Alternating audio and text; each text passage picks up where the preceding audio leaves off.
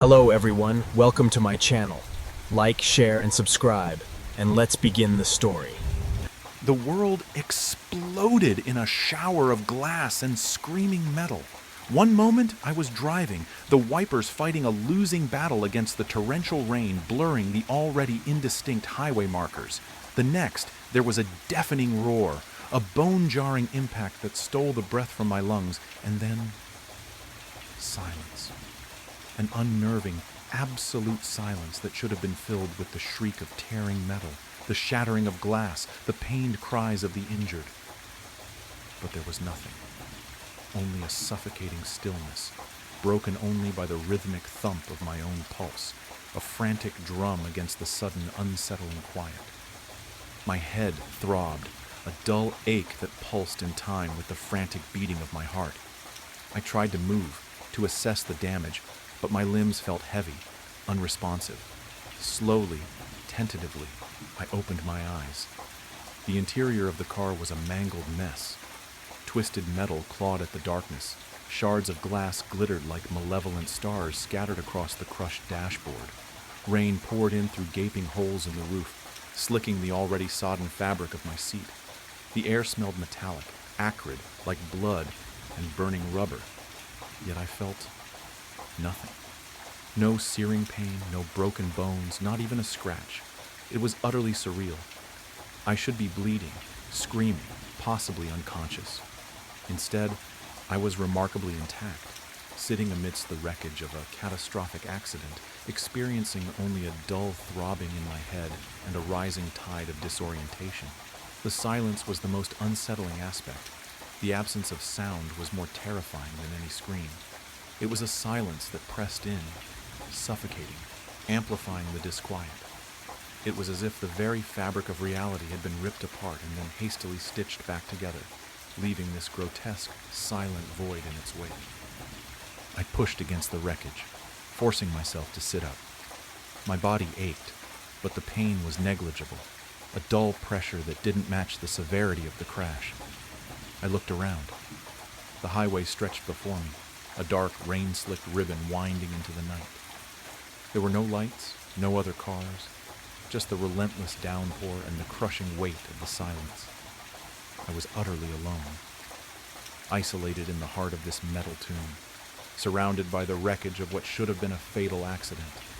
A terrifying, perfect solitude. Fear, cold and sharp, began to claw its way into my consciousness. This wasn't right. It wasn't supposed to be like this. Accidents like this resulted in casualties, injuries, chaos, and noise.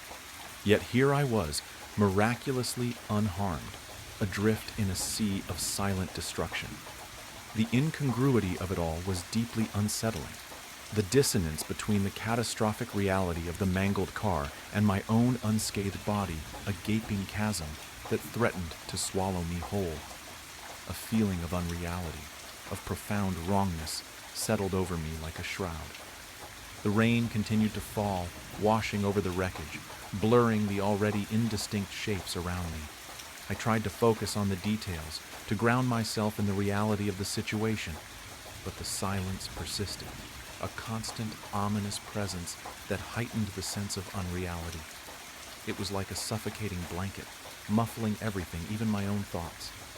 The world felt strangely muted, as if I were watching a scene unfold from behind a thick sheet of glass.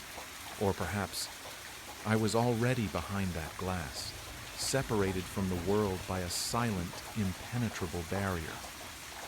I eventually managed to clamber out of the crushed vehicle, the metal groaning in protest under my touch. The rain continued its relentless assault, plastering my clothes to my body, soaking me to the bone. The ground beneath my feet was a mixture of mud and broken glass.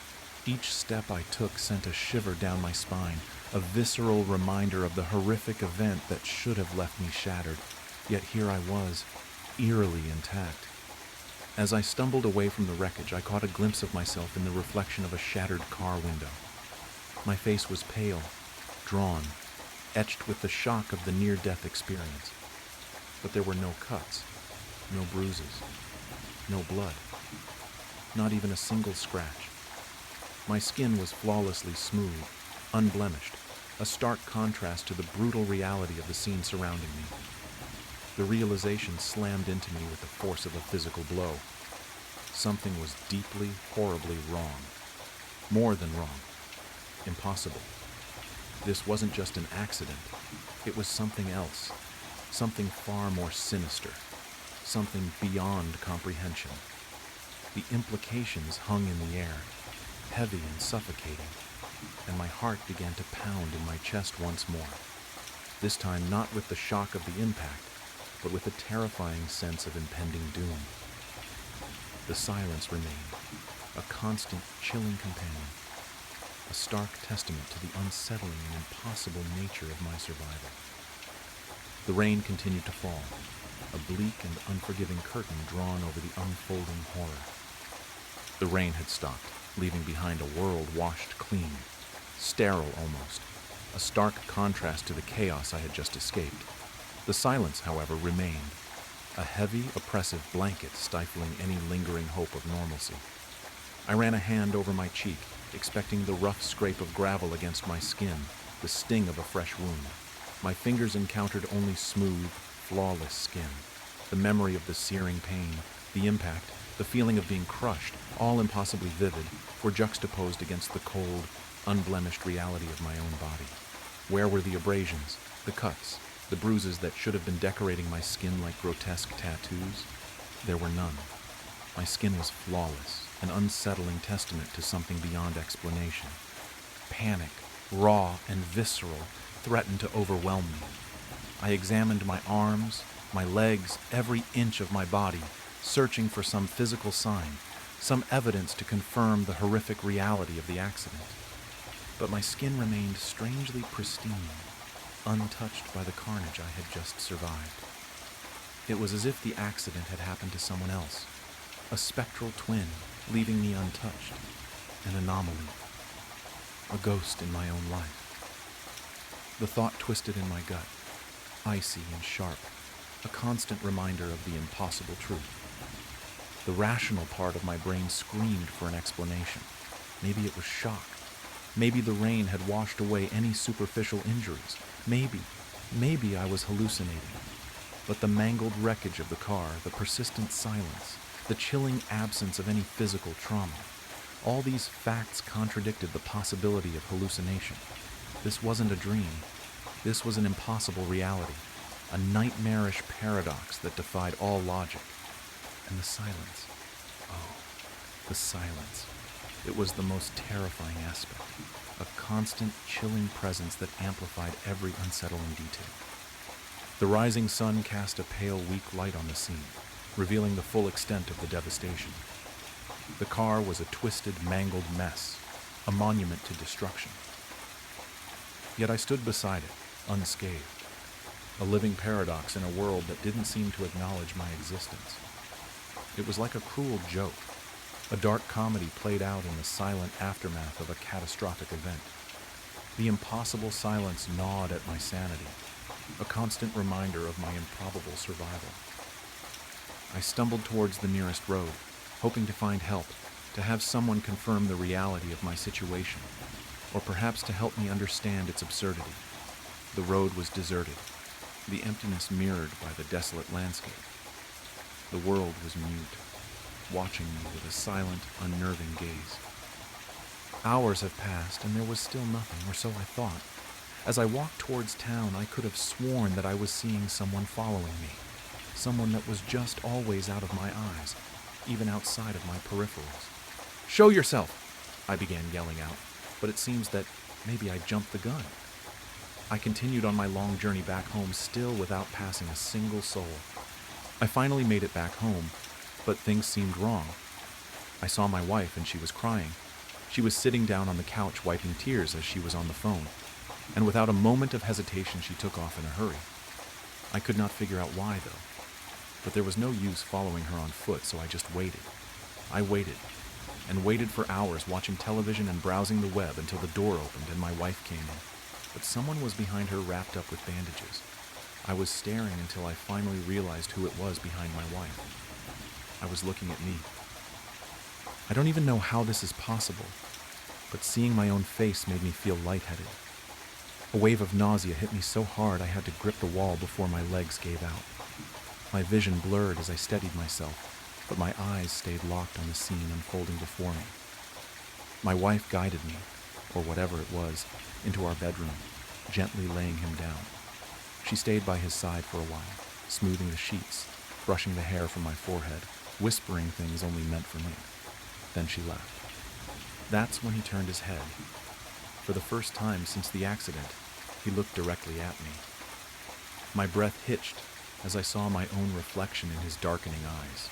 No, not darkening, blackening, as if ink was bleeding through them, swallowing the whites whole. That sure was a close one, I heard my own voice say, though it didn't feel like mine. This body was almost useless, but I'm glad it survived. Get comfortable, because unless you get as lucky as I did, you're going to be stuck like that for a while. What did he mean by that? What was even happening? My head pounded with questions, but I forced the words out. What happened? I wanted answers, but all I got in return was a laugh. My laugh twisted into something cold and cruel. I saw an opportunity, and I took it. That wasn't an answer. Not really. But something told me I wasn't going to get a better one. My frustration boiled over, my hands clenching into fists, my mind screaming at the impossibility of it all. I slammed my fist into the wall. The drywall cracked. I froze. I could affect my surroundings. Maybe I wasn't some Casper doomed to haunt my own home. Maybe, just maybe, I still had a chance. I followed him for weeks. I watched as he ate my food, used my computer, spent time with my wife. I watched as he walked into my job, smiled at my coworkers, laughed at their jokes. He slipped into my life with sickening ease, and no one, not a single person, questioned it. But something else was happening. At first, it was just flickers at the edge of my vision, little blurs that vanished when I tried to focus on them. Then they became more defined. Shapes, figures, moving in the dark corners of rooms, just out of reach. I thought they were stalking me, but they weren't. They were stalking him, or rather, my body. They wanted what I wanted, what he wanted. They wanted inside my skin. They didn't seem aggressive yet. They reminded me of scavengers circling a dying animal, waiting for their moment to strike. But then I looked at my hands. The fingers, the arms. They weren't solid anymore. They were darkening, losing their form, the same inky black that filled his eyes creeping through me. I was turning into them. I didn't know how long I had, but I knew this. I was running out of time. If I didn't act now, I'd be lost forever. Just another shadow lurking at the edges, waiting for scraps. I would take my body back. The plan was simple. I knew my schedule. I knew his schedule. I also knew that while the normal world couldn't touch me, I could still affect it. The only exception was the thing wearing my body. And I knew one more thing. For something to take over a body, the occupant had to leave first. For me, that had been the accident. That meant there was only one way to force him out. I had to nearly take my own life. If I failed, I'd become one of them. But even if there was only a 1% chance that I could reclaim what was mine, I had to try. I slipped into the car, silent, unseen, and sat in the passenger seat. He drove onto the highway, the speedometer climbing. The city lights blurred past as I steadied my thoughts. I couldn't screw this up. I wouldn't screw this up. The bridge was coming up fast. I reached out. With everything I had, I grabbed the wheel and wrenched it sideways. Tires screeched, horns blared, impact. Metal crunched, glass shattered, and the world erupted into chaos. The car slammed into the ground below in a sickening cacophony of destruction. The smell of burning rubber and gasoline filled the air. My body, his body, slumped over in the driver's seat, blood dripping from nearly every opening on his face. His ink-filled eyes fluttered open, then slowly slid shut. And then everything went black. I am writing this because I don't think anyone else has ever gone through this. No one else has returned to tell the tale. I didn't make it. I failed. As I type, the ink creeps higher, swallowing me inch by inch. Soon, I will lose all sense of self. I will become one of the others. A shadow, a scavenger, a nothing. If anyone reads this, please, don't forget me. Around here, partner, said the grizzled and sunburnt face. Daryl Choi, I said, but it couldn't be. Now that's a name I haven't heard in a long time. The man tipped that face up at me, and I saw his familiar dark eyes clearly under his dusty cowboy hat. You're dead, I blurted. The cowboy stood and drained his sarsaparilla. This outsider bothering you, Smokes? The bartender said, polishing a glass behind the gas station counter, which had been apparently repurposed as a saloon bar. There were still vape cartridges and 5-hour energy drinks on the shelf behind him, gathering dust next to bottles of unlabeled brown liquor and oil lamps. I'm not an outsider, I argued. This is my hometown. I took your niece London to prom, Mr. Jaraki. The bartender narrowed his eyes at me. Name's Ben Wiley Sr. to you, he said, frowning under his huge white handlebar mustache. Now, your money's as good as anyone else's, kid, but after you quench your thirst, you better take that steel horse you rode in on and ride along yonder if you know what's good for you. Yonder? I said. What the hell is going on? This is Massachusetts. Is this a bit? The 5 other cowboys in the gas station, who were all sitting around makeshift tables that had been hammered together from pieces of the holiday station shelving, stopped their card game and glared at me. One of them reached for his sidearm. Daryl clapped his hand around my shoulder. Settle down, boys, he said. This here fella's kin, he just don't know it yet. Sit down, partner, and I'll tell my tale. I just came in to pay for gas. The thingy wasn't working outside, I said. I'm actually late to my mom's memorial service right now. Oh, don't worry about that, son. It's my mom's. Sit down. I sat down. The plastic chair squeaked. Mr. Jaraki brought me a stein of sarsaparilla. Folks round here, you see. We ain't afraid of death no more, Daryl said. He lit his pipe. Red embers lit his dark eyes. I met death. He's a 10-cent man. Daryl stared through the holiday station windows past the gas pump and toward the horizon of Peabridge, Massachusetts. In 2016, Daryl Choi had been crushed to death by a semi on his way home from UMass Amherst. He was the first friend I ever lost. His death had hit me hard. We weren't as close as I was with some of my other friends, but we'd cut class a couple of times to vape by the creek and trade Yu-Gi-Oh cards. I didn't think he could grow facial hair, but he had a lot of it now. You ever heard of Pet Sematary? Daryl asked. Yeah, I saw the movie, I said, and the remake. Well, turns out we got one of those. I stared incredulously. If I hadn't been at Daryl Choi's funeral, I wouldn't have believed him. Okay, I said. Basically, it works just like an old Steve King's account. You die, they put you in there, you come back wrong. First time they tried it with a person, it was Christina Elspeth, the old schoolmarm. Oh no, Mrs. Elspeth died? It don't matter now, Daryl grunted. Listen, they put the schoolmarm in the cemetery, and the next day she was crawling back all full of murderous rage and such, same as the dogs and cats and fish, but worse, spouting all kinds of vileness. So her husband shot her in the head. Mr. Elspeth? Not before she cut him real good across the belly, though. The old fella bled out right quick in his flower garden. So they buried both of them in the cemetery what's-it-again, on account of the headstone already being paid for. Mr. Elspeth was my youth pastor. He always snuck us leftover communion bread, and we'd eat it with marshmallow fluff. I didn't even know he had a gun. So another day passed, and, well, the two of them sprung back out of that dirt mound. Mr. Elspeth had come back wrong, just like his missus before him, all evil and such. But Mrs. Elspeth came back even wronger. Turns out there's a step down below evil. I'm talking downright, well, sort of like those red fellers we used to play at killin' as youngsters in that moving picture game. I don't know what the hell you're talking about, Daryl, I said. Can you drop the cowboy accent? Daryl glared at me. Folks call me Smokes these days, he said. Smokes Barlow. Wilbur Lee Barlow if you're a lawman. I'm not going to call you Wilbur Lee Barlow, I said. Nah, you'll call me Smokes like everyone else, he replied smoothly. Resident Evil? I said. Huh? The red zombies from Resident Evil. Is that what you were talking about earlier?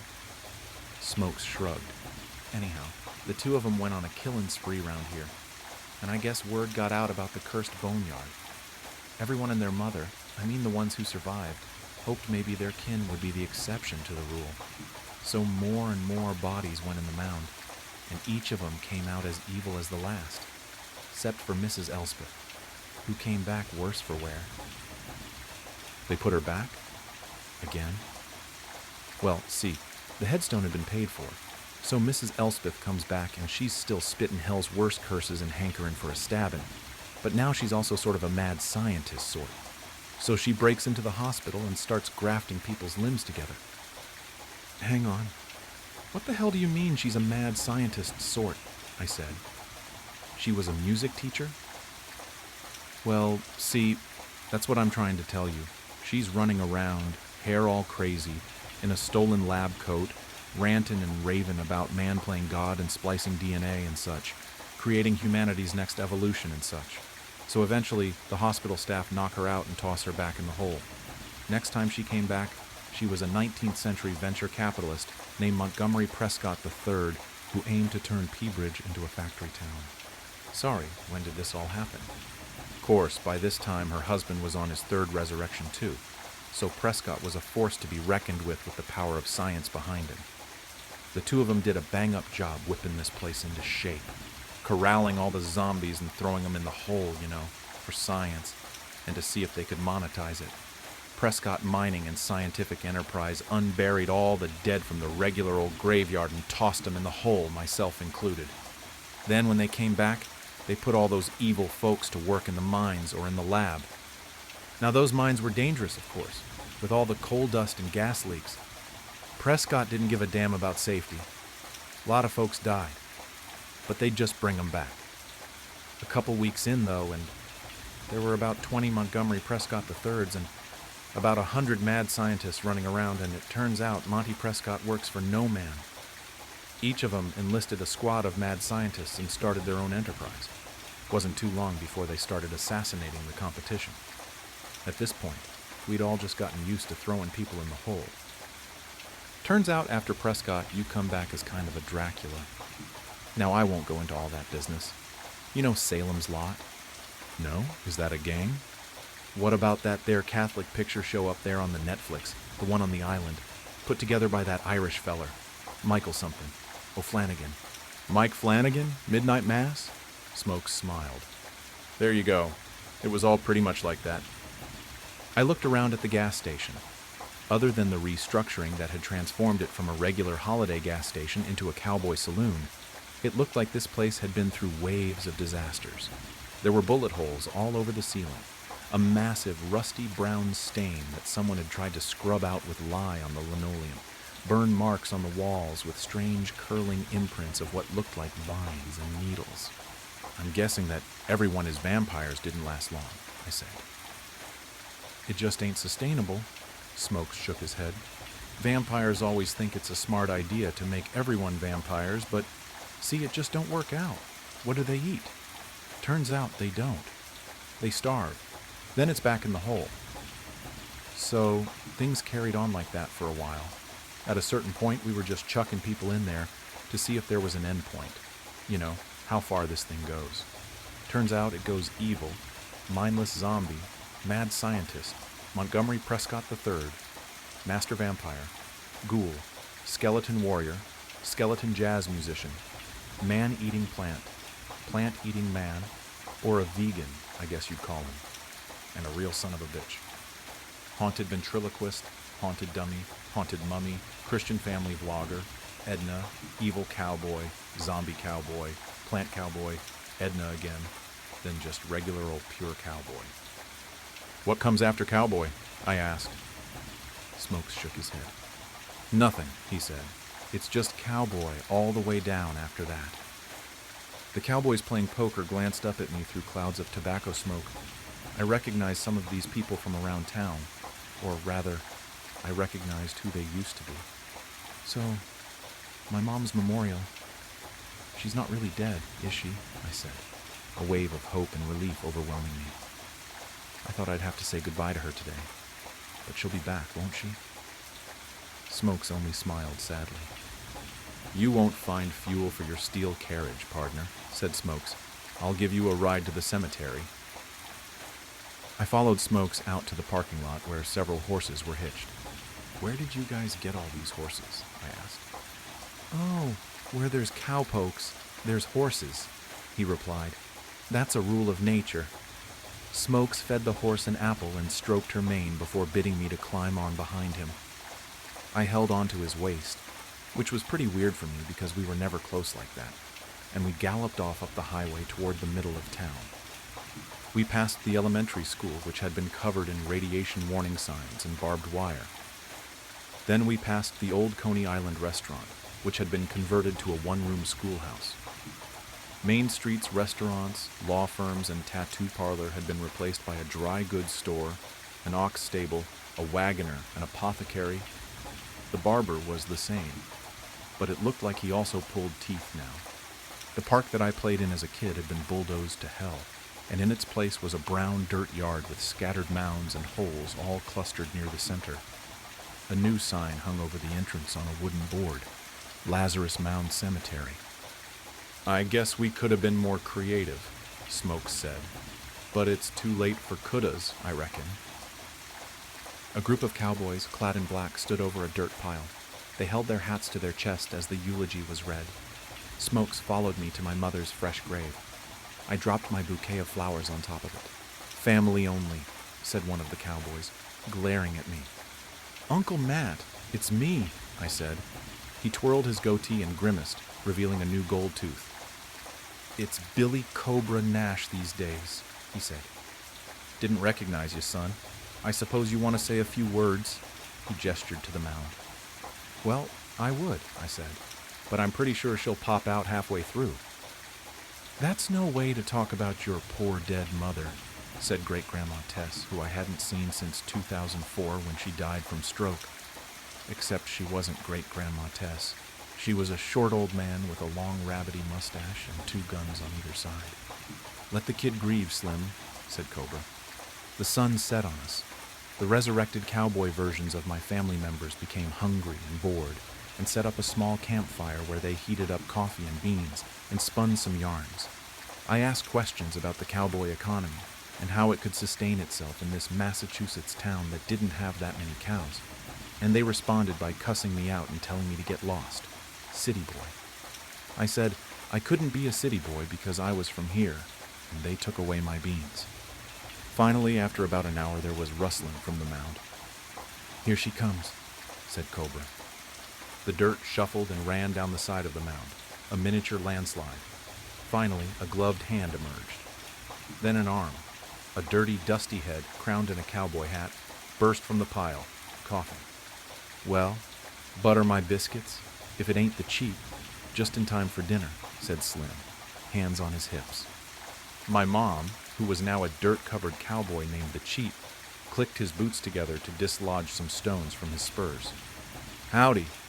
Miss me, fellas, the Cheat rasped, spitting pebbles into the fire. Mom? I said. The Cheat looked me over. They call me Vernon the Cheat Maddox now, my mom said. Why Maddox? I asked. Mom, what was wrong with Nguyen?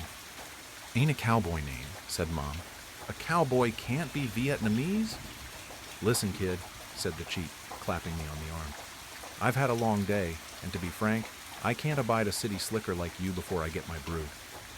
Gotta fill up on beans and coffee or I'll be skinner than a jazz skeleton in 2 shakes of a lamb's tail. I watched my mom walk away toward the fire, greeting the other cowboys like old friends. It's like she didn't even recognize me, I said, broken. Smokes patted me on the shoulder. That ain't your mother no more, partner, he said. Same as I ain't Daryl Choi. What's the point of raising people from the dead if they're not themselves, I said. I reckon you've missed the essential theme of the pet cemetery premise, Smokes said. The point is, it's a curse, not a blessing. To the living, at least. Mr. Stephen King said sometimes dead is better. And here in Peabridge, we reckon he was right. I heard a metal click. I turned around to see Smokes' shotgun pointed square at my forehead. "Whoa," I said. The cowboys at the fire turned to watch with dim interest, including my own mother. "Daryl, hey, put that away." "Dead is better, but you know what's best? Cowboy," he said. "Cowboy is the best there is." "Best there is," said the cowpokes around the fire in eerie unison. Wait. There was a bang. My vision filled with red, and then there was nothing. I saw and felt and heard nothing as Smokes watched my limp body fall backwards into the hole. He kicked dirt over me casually. He holstered his weapon. He sat down around the fire next to the others. "How many bullets you got, Smokes?" asked the chief through a mouthful of beans. "Not enough to get him all the way through," Smokes replied, lighting his pipe. "But enough to get him past Dracula, for sure." "That's the one you gotta watch out for," the cheat said. "I'll stand vigil with you, partner." "You go home, Maddox. Wash that dust off. Tend to your herd. Be on the lookout for Edna, word is. She's still at large in places," Smokes said. "She'll come around," said Slim. "They always do." The campfire's embers rose up to the cloudy, dark sky. Smokes leaned back and tipped his hat low over his eyes. "This town's got room for plenty more cowboys," he said. Around the fire, a dozen pairs of black, gleaming eyes turned toward the Lazarus mound, waiting. Right as I had finally memorized and grown accustomed to the noises each step my mother and father make in our home. The night sky had decided to come forth, and the scorching sun took its ray of light and heat to slumber, and so did we. I go in my room and turn the lights off. As I was coming closer to my bed, the sound of me, my mother, and father's footsteps could be heard echoing across the house. We all had gone to sleep. It was 3 a.m. That is the time when I woke up to a strange, loud noise, followed by the sound of footsteps. Petrified and half awake, I stayed in bed, hiding under the sheets, ears open to hear any sound that was coming from downstairs. That is, when I realized those were not the footsteps of anyone I know. Realization hit me, followed by fear, and a chilling feeling that gave me the shivers. I could hear him, or her. You can't really tell who or what it was. All you could hear was its footsteps, and that it isn't Mom nor Dad. Knock, knock. My eyes open wide. I am now wide awake, taking a peek from under my sheet. The sound of knocking is at my door, but who could it be? Even though the room was dark, it was almost as if you could even see the door trembling with each knock. Knock, knock. That thing behind the door kept knocking. Me, as I am wide awake now, cowering in fear under my sheets, couldn't even move to answer the door. And to be honest, even if I could, I don't think I'd have the courage to. I could feel my heart sinking, my lungs breathing heavily as fear began seeping into me. Knock, knock. The thing was persistent. Then I look at the time. It was an old clock that has always been in my room ever since we moved in. 3:05 a.m. I look in shock. Only 5 minutes have passed. How can this be? Knock, knock. Driven by shock and frustration, I decide to accept my fate. The paralyzing fear had calmed down, still shivering from the unknown that was waiting for me behind that door. Knock, knock. I hop out of bed, wearing my pajamas. Yes, those pajamas my mom and dad bought me a couple of weeks ago. I was wondering if this is the end for me. Will I ever wear those pajamas again? My hand, cold as ice due to loss of blood circulation in my hand, reaching out for the door handle. The cold breeze in the room from the open window I forgot to close before I went to sleep. My eyes drifting everywhere, wondering what to do. I opened the door, and there it was. A dark, humanoid figure. I was rather young, so at the time I thought it was my dad, since it looked like a man, in his 30s. Foolish little me felt a sense of relief, and at the same time, curiosity. Why could I not tell it was my dad? Why is he just standing there, in the darkness? Many questions, many possible answers. But one thing was clear. That thing was not my father. Little me, so young and foolish, jumps at it, joyfully yelling out, "Dad, Dad, you scared me." Alas, the thing did not respond. Instead, all I could feel was its cold body. It almost didn't even feel like a body, as it was not human, more like a manifestation, a pretender. There was no heartbeat, no breathing. Actually, it did breathe, but its lungs didn't move. It was as if looking at a deaf person who could breathe and move. Young me at that time had realized that was no human, or at least not one that I was familiar with at my young age. And now that I'm older, I'm sure you and me both realize that there really are no humans like that. Shocked from what I had just witnessed, I rushed to my parents' rooms as I noticed that thing was just standing there, focused on my room. Yet to my surprise, as I reached the stairs, my heart sinks to the floor and my breathing intensifies when I saw it. That thing hiding in the darkness, in the blink of an eye, turned its face towards me. Now that it was facing my direction, you could clearly see the look on its face. It had eyes, but couldn't see, or so I assumed, since they were pitch black. It didn't have ears, or at least I didn't see any due to its long black hair. It was no usual hair. It looked almost like clay. It didn't have the physics of normal hair, almost as if looking at a mangled mannequin. I sprint to my parents' room. I hear the thing let out a deafening roar, sending chill down my spine. Tears begin rolling down my cheeks, but I don't stop. I can't stop. Stop running and who knows what will happen. I could hear it, its footsteps as I ran, this time, however much faster. Little me, with his tiny legs, tried the best he could to outrun it. What used to be unknown just minutes ago was now charging at me in efforts to catch me. Heavy breathing was traversing the air, screams were echoing, growling noises were heard, loud footsteps, tear marks on the ground. One little boy and an unknown trespasser who, for unknown reasons and unknown goals, wanted to catch him. There it was, the door. I could feel the sense of hope, and the numerous times I thought to myself, "I can do it! I'm almost there! Mom, Dad, I'm almost there!" Looking back, the thing was right behind me, glaring at me, growling and reaching out for me. With my last strength I had left, I immediately reached out for the handle, opened the door, and closed myself inside. There I was, lying down on the ground. I could hear that thing again, knocking. I was so tired and so relieved that I outran it that I had forgotten my sole reason for even coming to this room in the first place. As I was lying down, catching my breath, I noticed a musty smell in the room. Something was wrong. My parents' room has never smelled so unpleasantly before. I stood up, brushed all the dust off my so precious pajamas. Although those were the least of my concerns at the moment, because right in front of me were two bodies, deformed to such unrecognizable forms that one would mistake it for a different animal. Unfortunately for me, it was clear that those two were my parents. Knock, knock.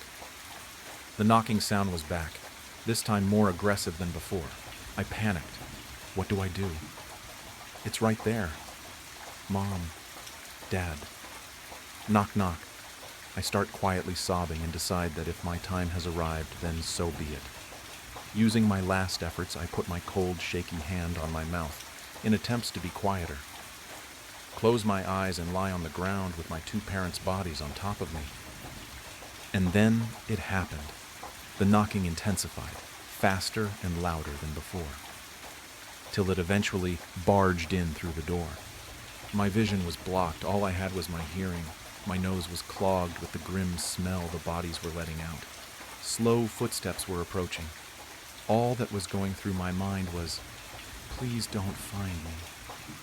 Please don't find me." The thing, almost as if reading my mind, went out of the room. Next to my parents' bedroom was my dad's office. He always told me to never go in there, for unknown reasons. However, my parents' bedroom was the worst place to hide in at the moment, as it was the last location it saw me in. I crawled towards the office, holding my breath, tears and cries in. You could hear it looking for me upstairs. I gently grabbed the door, which was excruciatingly hard, as I couldn't stop myself shaking in fear. The door opens. Cold breeze hits me in the face, coming from inside the room. You can hear the sound of papers being blown from the wind. I go inside and use my little strength to push some old small couch to the door, in hopes to somehow block it from entering. Although we all know that would never work with a small couch like that. On my dad's desk, you could see his laptop, papers, the pen he was always writing with whenever I used to come here to tell him that Mom's calling us for dinner. I miss my parents so much. I say, I have to make it out of here. I was very young. You would probably suggest to use the laptop to call for help, but we can't just assume I know the password. At the far right corner, I glimpsed a landline phone, the ones that nowadays would be called ancient. I probably got the emergency number wrong a couple of times due to panicking and being unable to keep my thoughts straight. Eventually, I dialed 911 and help was coming.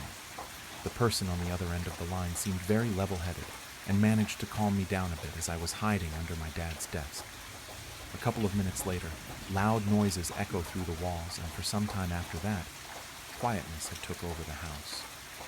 A moment after that, I could hear the sirens of the ambulances and the police cars coming to my home, and I decided to go out of the room and meet them at the entrance. The thing was nowhere to be found. All that was left of the scene were my parents, both gone. Me, shivering in fear, and a couple of broken furnitures. I don't know what it was, who it was, where it is, or what it wanted. All I know was that it meant no good. And even though I saw its appearance, you could say it's still unknown, as it was so unusual that you can't even describe it unless you see it for yourself. A couple of years later, I'm at my office, writing this to you, since the only actual characters in this story are me, my parents, and you. That thing is still not found. It's lurking, possibly knocking at someone else's door right now, walking around inside someone else's home. Whatever it is, whatever it wants, do not answer the door. Don't let it know that you're in there. Don't let her fool you. I tilted my head as I read my mother's strange text. There was no context in a previous conversation or build-up to warrant the strange, cryptic message. I hadn't texted my mother in a few hours, and even then, it was to remind her to pick up dog food on her way home from church that night. Who are we talking about? I replied and waited. Nothing. My dog Lucy suddenly lifted her head before letting out a series of loud barks as she ran towards the front door. The unexpected loud noise caused me to jump in my seat. My dog stared at the door and barked intensely. The door's window looked obscured by the darkness of the night outside, like an inky veil hiding whatever was making my dog nervous just behind it. I slid off my gaming headphones and began approaching the door. As I stepped down the hallway towards the door, I felt a strange unease as I looked at the doorknob, unlocked. We always lock our doors once the sun sets, but with my parents gone and myself distracted by my game, the thought of doing so had escaped my mind. As I reached the door, I quickly moved my hand and locked it before flipping on the porch light. The curtain of darkness was pulled back to reveal an empty porch. I scanned what little of the yard I could see through the window, looking for any sign of movement in the darkness, but there was none. I shooshed my dog, assuming she was alerting over a bad dream or a reflection she saw in the window. She stopped barking, but remained alert, staring at the door with perked ears. I went around the house, locking the other two entrances before sitting back down on the couch. I took out my phone and looked down at my mother's message again. Don't let her fool you. I clicked the call button. At this point, I was wondering if she had meant to send the message to someone else. If she hadn't, though, I wanted to know who the message was talking about and how they were trying to fool me. The phone rang a few times before going to voicemail. Lucy came over and sat down next to me, looking around the room with great unease. "What's gotten into you?" I said as I reached down and patted her head. Without warning, Lucy lurched to her feet and began barking intensely at the back door now. Startled, I tried calming her, but she refused to be pulled away or settled. "There is nothing out there," I said, as I ran my hand over the hackles across her back, her barking refusing to stop. I stepped to the door and pulled the string that opened the faux blinds that obscured the window. See, no one is there. I flipped on the light to the back porch to get a better view. As the light illuminated the porch, That was when I saw it on the door, something that was unnoticeable without the light from outside. A small round patch of fresh condensation on the outside of the window. I looked closer, not understanding at first what I was looking at or the implication it brought. I stepped back as the realization hit me like a ton of bricks. Something was just standing right outside my door. I jumped as I felt my phone buzz in my pocket. Taking it out, I could see a new text from my mother. "I need your help. I'll be home soon." I quickly began typing out a reply. "Mom, something weird is going on here. I think someone is walking around the house." After sending the message, I remembered the cameras my parents had installed on the four corners of the house. I figured if someone was sneaking around and looking for a way to break in, they would show up on the camera. The app buffered for a few seconds before opening to the live camera view. I sat surprised as I looked at the screen. 3 of the 4 cameras were offline. Confused, I opened the motion recording section of the app. Think perhaps the cameras caught something before going offline. Nothing. There wasn't a single recording on the app. It was as though all the footage had been deleted and the recording feature turned off. An even more eerie feeling began to creep over me. I gasped as I backed out to the live camera page. The last camera was now offline. I opened the phone app and hovered my thumb over the keypad, about to dial 911. It could be nothing. Just a dog acting strange, a random server issue with the cameras, and weird airflow causing the wet spot on the window. But I wasn't willing to take that kind of chance. If there was someone out there, then I needed someone here. I had just finished typing in the 3 numbers when a sharp series of knocks rang out from my front door. My heart sank and I flinched as Lucy ran back to the front door, letting out a new flurry of her aggressive barks. I stepped into the hallway and stared at the door.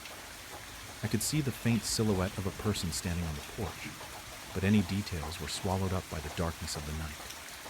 As I stared at the figure, I heard a voice coming through the door. "Sweetheart, it's me. Come open the door." The voice sounded familiar, but completely new at the same time. "Who's there?" I called out, taking a few steps down the hallway. "It's your mom, silly. I forgot my keys when I left for the store. I need you to open the door so I can get started on dinner." A cold chill ran down my spine. My mother has a unique voice. Whoever was standing on the other side of the door was trying to replicate it. Certain parts of the cadence were spot on, but little things just felt wrong. "My mother is at church," I called out. "I don't know who you are, but you need to leave now before I call the police." A thick silence filled the air as I waited for a response. "I picked up some cosmic brownies at the store. I know they are your favorite. Please come open the door for me." I don't know what disturbed me more in that moment, the way she ignored my threat and kept up the charade, or the fact that she knew my favorite snack. "I'm calling the police. You need to get..." Thud. The woman stepped up to the door and slammed her fist against it. I could see her better now. The light from inside the house shone through the window and illuminated her rage-filled eyes. Lucy barked more aggressively at the better view of the woman. Lucy was always standoffish to strangers, but the way that was acting was way more aggressive than I had ever seen her before. "You will open this door this instant!" she yelled, still trying to imitate my mother's voice. "I am your mother, and you will do as you're told." As I looked at the woman, a new sense of dread passed over me. The woman was not my mother, but she looked like her. She wore the same hairstyle, her head shape and nose looked the same. She was even wearing an outfit I could have sworn I had seen my own mother wear before. But she wasn't my mother. There were small details. Different ears, eyes slightly too far apart. The woman looked as though her and my mom could do the doppelganger trend together. At a passing glance, you might mistake the two, but I knew my mother. This wasn't her. I hit the call button on my phone and placed it to my ear as I stepped back further from the door, the quiet ringing sound music to my ears.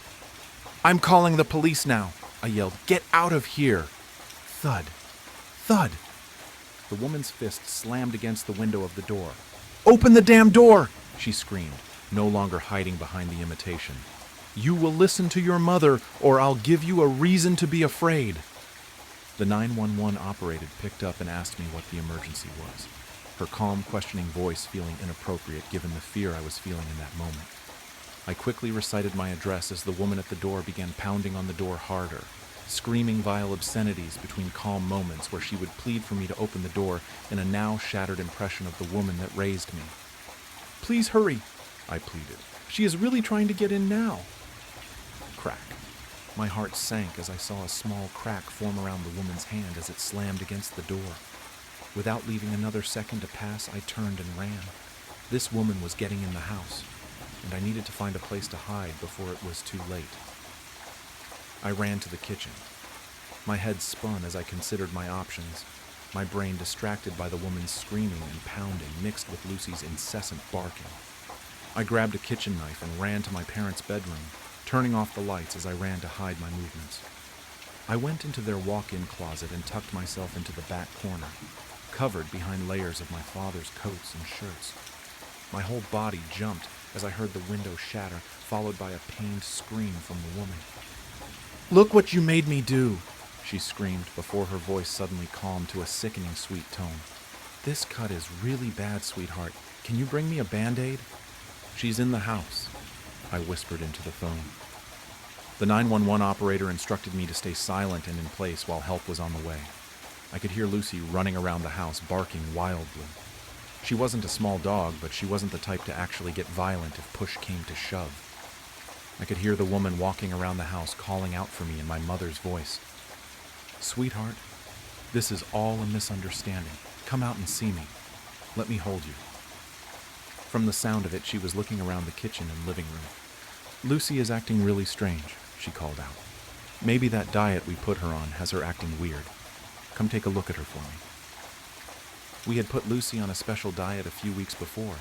We hadn't told anyone, but she knew.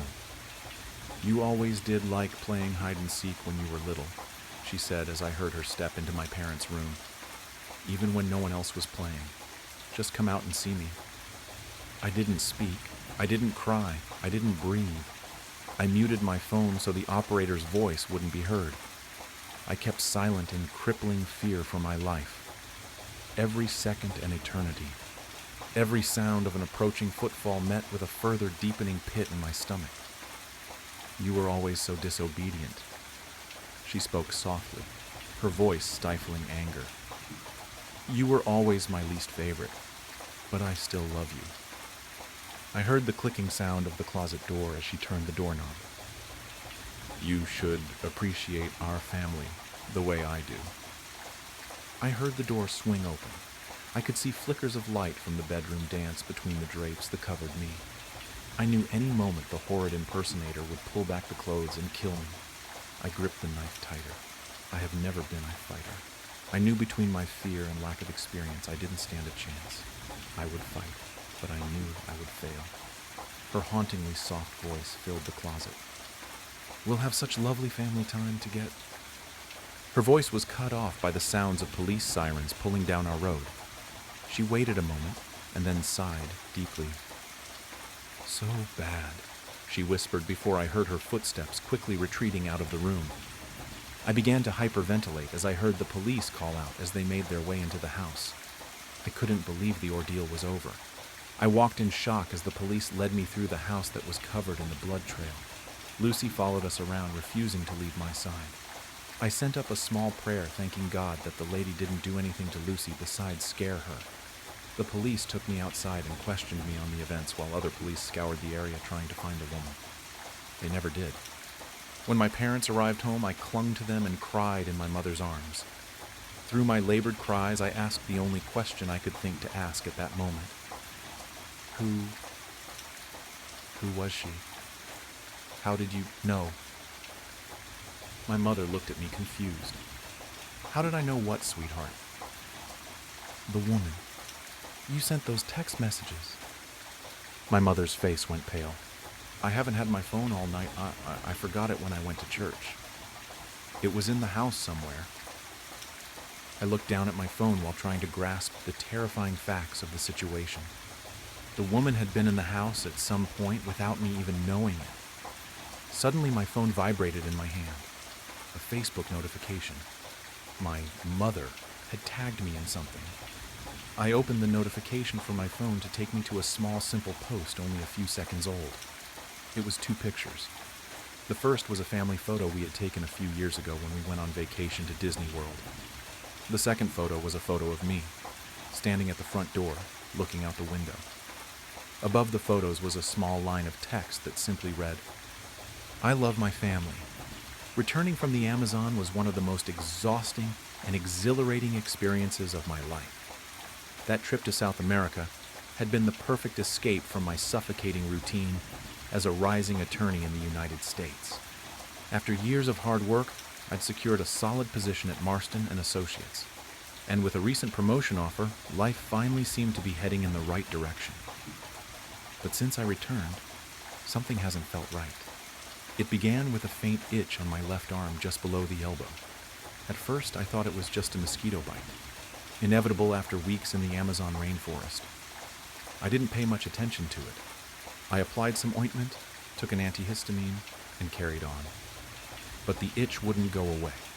2 days later, it worsened. The small red spot on my arm started swelling, throbbing, as if something alive was inside. Every touch felt like fire burning beneath my skin. At the office, the situation became unbearable. I shifted constantly in my chair, unable to focus on anything but the desperate need to scratch. I clawed at my arm under the desk, trying to hide it, but it was no use. The fabric of my blouse rubbed against the irritated skin, amplifying the agony. "Elizabeth, are you okay?" Clara, a coworker, asked. "Just an allergy, nothing serious," I lied, forcing a smile. She raised an eyebrow, clearly skeptical, but didn't press further. I knew I was drawing attention. My boss, Mr. Marston, frequently walked past my desk, watching me out of the corner of his eye. I couldn't let this jeopardize my promotion, but the pain was becoming unbearable. When the workday finally ended, I rushed home. I closed the door to my apartment, dropped my bag, and went straight to the bathroom. I looked in the mirror and rolled up my sleeve. My heart froze. Where there had been a small red mark, there was now a dark swelling with a black, hardened center, like tree bark. The skin around it was cracked, oozing a yellowish liquid with a nauseating smell. It was as if my skin was rotting before my eyes. I grabbed the strongest ointment I had, but as soon as I touched the wound, the pain exploded. I screamed, tears streaming down my face. The next morning, I went straight to the hospital. I wasn't the kind of person to wait until the last minute to seek help. My mother used to say, "Elizabeth, you're so paranoid you'll die of old age because nothing will ever catch you off guard." At the hospital, the doctor examined the wound with a mix of curiosity and discomfort. He called in another doctor, who then called in 2 more. They all stared at my arm like it was a nightmare brought to life. "It's a tropical disease," the doctor said after several long minutes. "We'll run some tests." They sent me home with antibiotics and painkillers, but I knew that wasn't enough. Something was growing inside me. That night, I woke up to excruciating pain. It felt like something was moving under my skin, crawling and digging. I ran to the bathroom mirror and tore off the bandages. The wound was now a deep hole, filled with a gelatinous yellow substance. In the center, something moved. My hands trembled as I grabbed tweezers and inserted them into the hole. When I pulled, something came out. It was a worm. Small, white, but alive. It writhed between the tweezers, and I threw it into the sink, nearly vomiting. But when I looked back at the wound, I saw there were more. So many more. The days that followed were hell. I woke up drenched in sweat, my head pounding as if it would explode. The pain in my arm was no longer something I could ignore. It consumed my entire body. The wound grew at an alarming rate. Initially, it was just a foul, black, gaping hole. Now it spread like a cancer, devouring the surrounding flesh, which peeled away in chunks. My clothes clung to my arm, soaked with the viscous liquid that oozed constantly. I spent hours in front of the bathroom mirror, inspecting the pit my arm had become. It was as if something inside was alive. Small ripples in the decaying flesh like waves on a contaminated lake, revealed their presence. By the third day, after pulling out the third worm with tweezers, I realized I was trapped in an endless cycle. I removed them, but more appeared, always more. I couldn't sleep. Whenever I closed my eyes, I felt the creatures moving inside me, digging deeper into my flesh. I became obsessed. I spent sleepless nights on the bathroom floor, extracting worms with tweezers, needles, anything that could reach them. My body was exhausted, but my mind wouldn't stop. For every one I removed, two seemed to take its place, and the sound. At first I thought it was in my head, but it wasn't. It was a low, wet rustling coming from my arm, the sound of something scraping against flesh, chewing, burrowing. By the fifth day, the nightmare reached a new level. My left hand went numb. I tried to move my fingers, but they wouldn't respond. When I looked at my arm, the swelling had spread. The skin around it was translucent, almost see-through, revealing long white shapes writhing beneath, rivers of larvae flowing through my body. I vomited on the bathroom floor, the stench of bile mixed with the rotting smell of my arm, making the air unbreathable.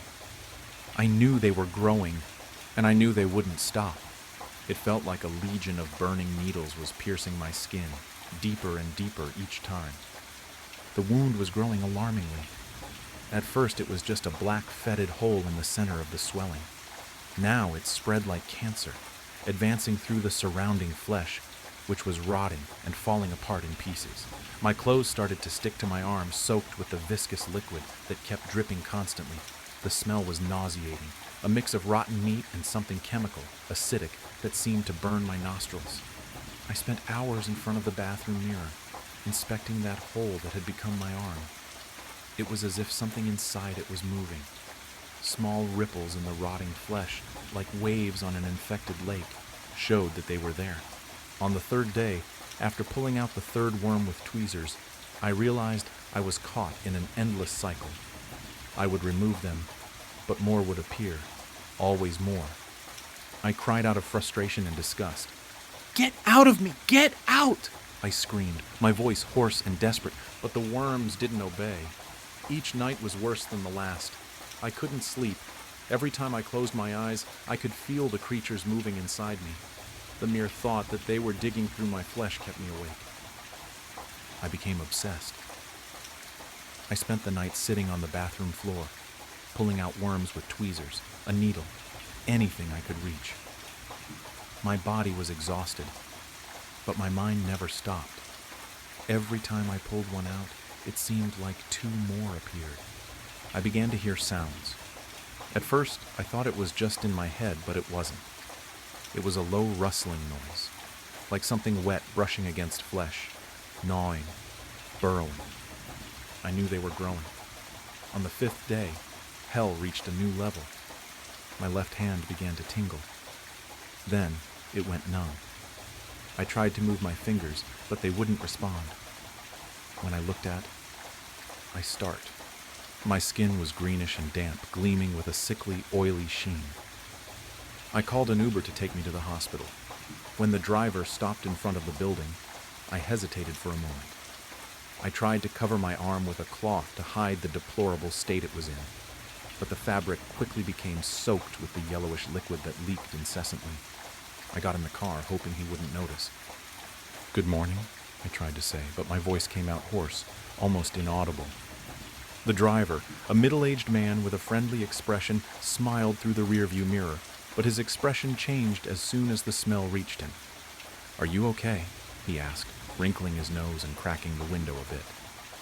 "It's just an infection. I'm going to the hospital." He nodded but kept the windows open throughout the entire ride. I saw him rub his nose several times, and his glance in the rearview mirror was filled with distrust. The smell was getting worse. It was the smell of death. When I finally arrived at the hospital, I staggered through the front door.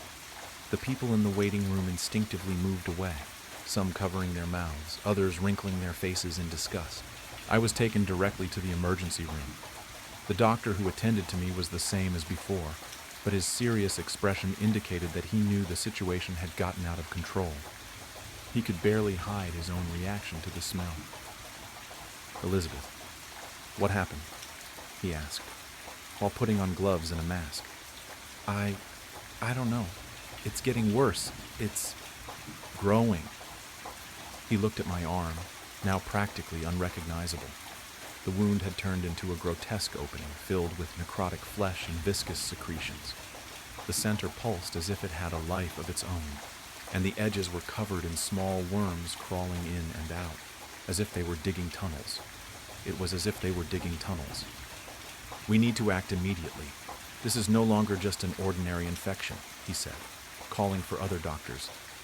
I was rushed into the operating room. The nurses' faces were a mix of professionalism and horror, as if they were trying not to think about what they were seeing. The room was cold, and the bright lights reflected off the metal surgical instruments. "We'll need to amputate the arm, Elizabeth," the doctor said, holding my healthy hand to try to comfort me. "There's no other option. It's spreading too quickly." I simply nodded. I no longer had the strength to protest. All I wanted was for it to stop.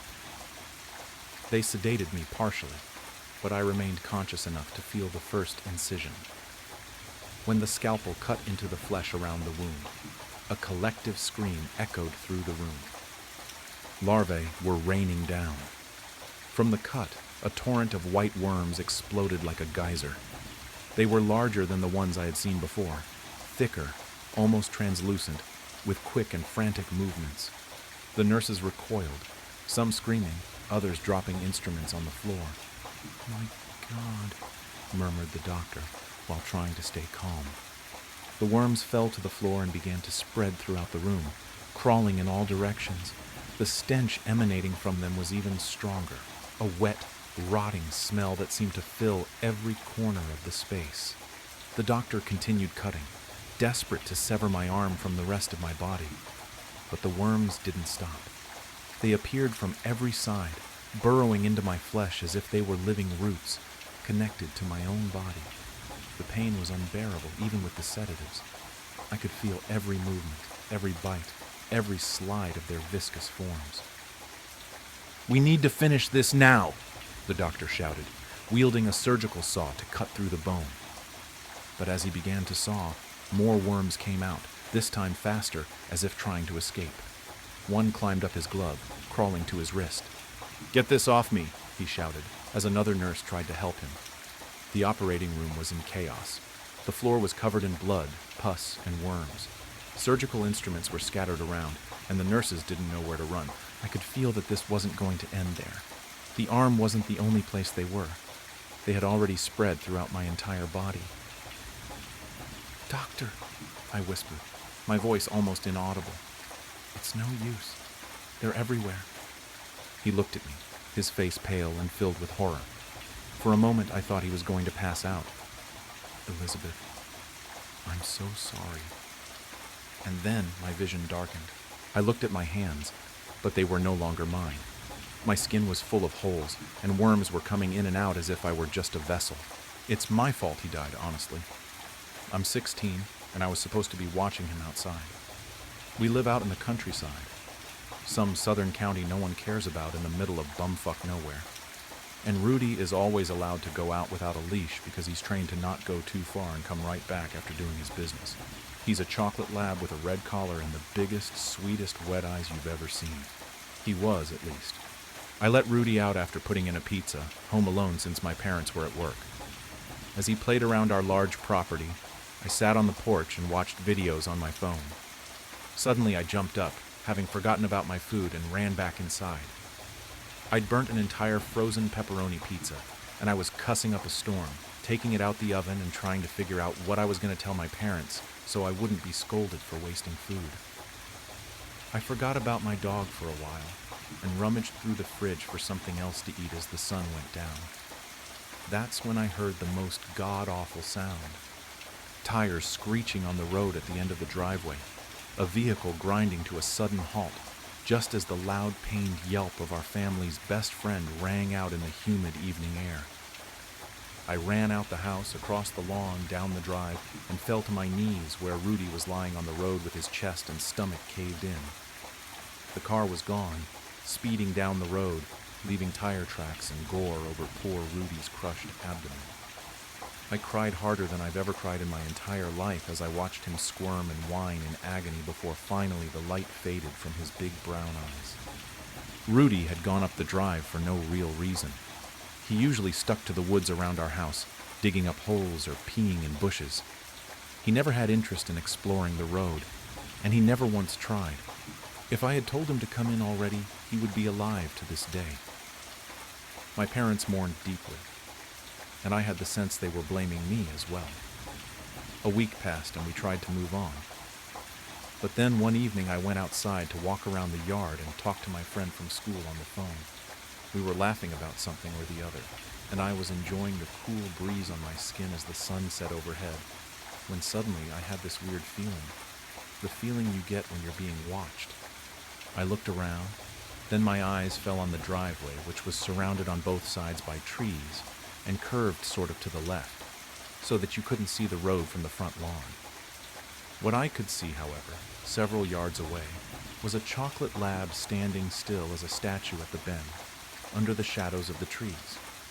One with a red collar, tire tracks imprinted on his side, blood-soaked fur, a completely crushed and mangled face, and entrails hanging from his gashed-open stomach. My breath caught in my throat, and I felt like time went to a standstill. My friend asking me if I was still on the phone became white noise as I stared at what seemed like Rudy, and he stared right back, unmoving. We had buried him, far out in the woods where he couldn't be seen from our property, as a reminder of what we lost. He was definitely dead. There was no doubt about that. Was I hallucinating? It was starting to get dark after all. Maybe my imagination was playing tricks. I turned away from the horrible sight as I choked back a sob. I rubbed my eyes, and after taking a deep breath, I looked again. He was gone. I returned to my phone call and quickly went back inside the house, choosing to play it off as my mind fucking with me due to the guilt of Rudy's passing. But things were never the same after that. Since my parents are too busy working to drive me, I catch the bus each morning to school. That means walking all the way down our winding driveway and waiting at the spot Rudy was hit for that yellow bus full of obnoxiously loud teenagers to pull up. Every time I walked down the drive, I felt uneasy. The trees lining the gravel path on both sides blotted out the sun and covered me in shadow. Nature was silent and still, when usually birds were singing and squirrels were skittering up trees. I felt like I wasn't alone. I waited for the bus, and I felt the skin on the back of my neck burn. I turned around and saw him, closer this time. Rudy. His corpse just stood there and watched me. He didn't so much as twitch, blink, or move his tail. I didn't know what to do. He was blocking the way back home, and the house across the street was for sale, meaning the closest neighbor was yards away. An overwhelming sense of fear enveloped me, and I staggered back into the road, expecting him to move at any moment, to lunge at me and attack. After all, if he wasn't some sort of zombie, then what was he? The school bus screeched to a stop dangerously close to me, and this scared me so bad I screamed and fell back on my ass in the middle of the road. I had been so terrified that I didn't even notice it approaching, and apparently the driver hadn't noticed me until the last minute for some reason. When I got my bearings and stood up, I felt utterly flustered. I looked away from the driver's angry face in the windshield to the driveway, and Rudy had vanished again. When I got on the bus, the driver yelled at me, asking if I had a death wish, and a few of my classmates made fun of me, but I didn't care. I was absolutely terrified. My dog was haunting me, and its presence felt hostile, like it wanted me to suffer the same gruesome fate since I couldn't help him. I wasn't able to focus on class at all that day. When the bus dropped me off that afternoon, I stood and waited until it left, then booked it down the driveway. I felt silly, but at the same time I didn't want to be there long enough to see him again. When I ate dinner with my parents that night, I was distant and moody, and my mom noticed. "I made your favorite dinner, and you're just pushing it around with that glum look on your face," she had said. "Honey, what's wrong?" I told her that I was hallucinating Rudy in his post-mortem form at that. I could tell by the looks on my mom and dad's face that they were intensely uncomfortable at the subject. They had been close to Rudy too. He was an old dog, and they had adopted him just before I was born. Yes, he was that old. I just wish I'd stopped seeing it. I finished my vent with that. After a short moment of silence, Dad grumbled without even looking at me. Son, you've been watching those freaky movies at night and barely getting any sleep. You can't be surprised you're seeing zombies when you're running on 3 hours of sleep and marathoning every zombie movie ever made. Your dad's right. Mom agreed when she saw the way my face balled up in frustration. Plus, you've been sleeping past your alarms and missing the bus almost every day now.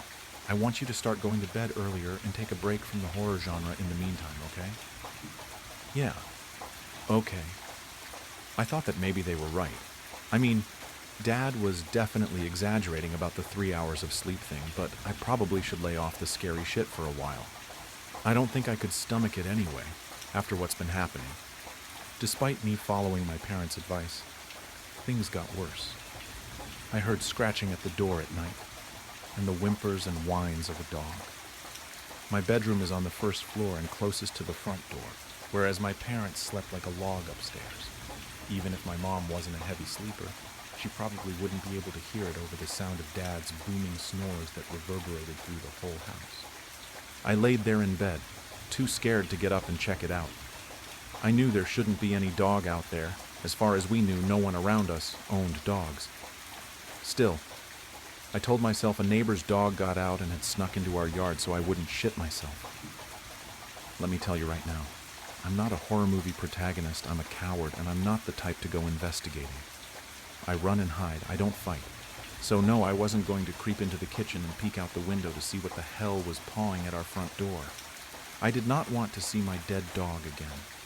But as I listened to Rudy whine and whimper, I thought something sounded off about his voice. I can't describe it. It just didn't sound like him.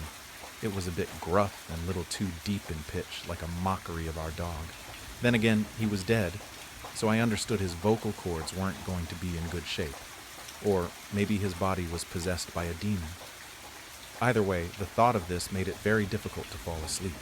Paying attention at school was starting to become harder than ever before as I lost sleep due to this. My grades suffered, and my parents were threatening me with therapy, or grief counseling as they called it. If anyone at school somehow got wind of that, I'd be cooked. I could already imagine what the guys would say. It all came to a head when one night, the scratching and whimpering started up again.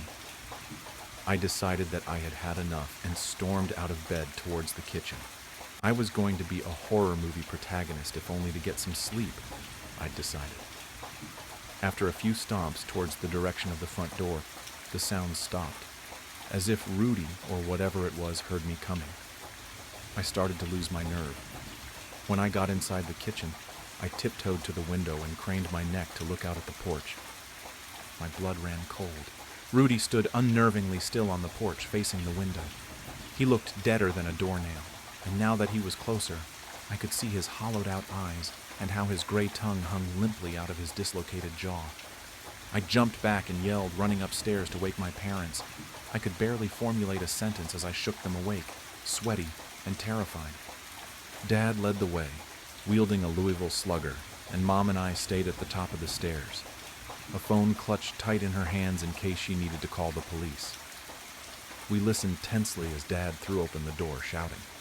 However, there were no sounds of any altercation to follow it, just some confused mumbling from him. We met him in the kitchen a few minutes later, and he told me there was nothing out there. "What did you say you saw again?" Mom asked me, looking skeptical. "A man?"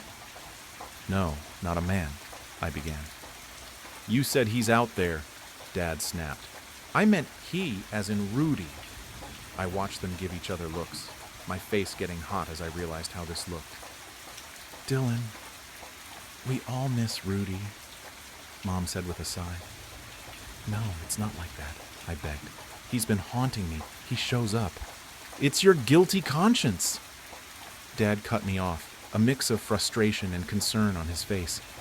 "I have nothing to be guilty about. It was an accident." I ran to my room so they wouldn't see me cry. I locked the door behind me, knowing Mom would try to come in. When she tried the doorknob, she groaned. "We're going to talk about this after school tomorrow, and we're taking you to a shrink." I heard their muffled voices complain about me all the way up the stairs. I cried into my pillow like a baby. I just missed my damn dog, and I missed having a good night's sleep and not having my parents think I was going crazy. The next day, I was so tired I felt like I could pass out. I missed the school bus for the millionth time, so Mom once again ran late to work, driving me there. I could tell she was pissed. She was silent the whole time. I went into the office to check in late, and I saw one of the guys sitting there. "What are you doing here late?" Toby, one of my friends, snorted. "You look like shit." "What are you doing out of class?" I asked with irritation as I signed my name onto a clipboard in front of the receptionist, who was always talking to her boyfriend on the school's phone. "Got in trouble," Toby shrugged. "Already?" I looked at him judgmentally for already being sent to the office so early in the school day. "Whatever, man," Toby scoffed. "At least I don't play with dead dogs." "What?" I whirled on him, ready to kick his ass for saying anything negative about Rudy. "Easy."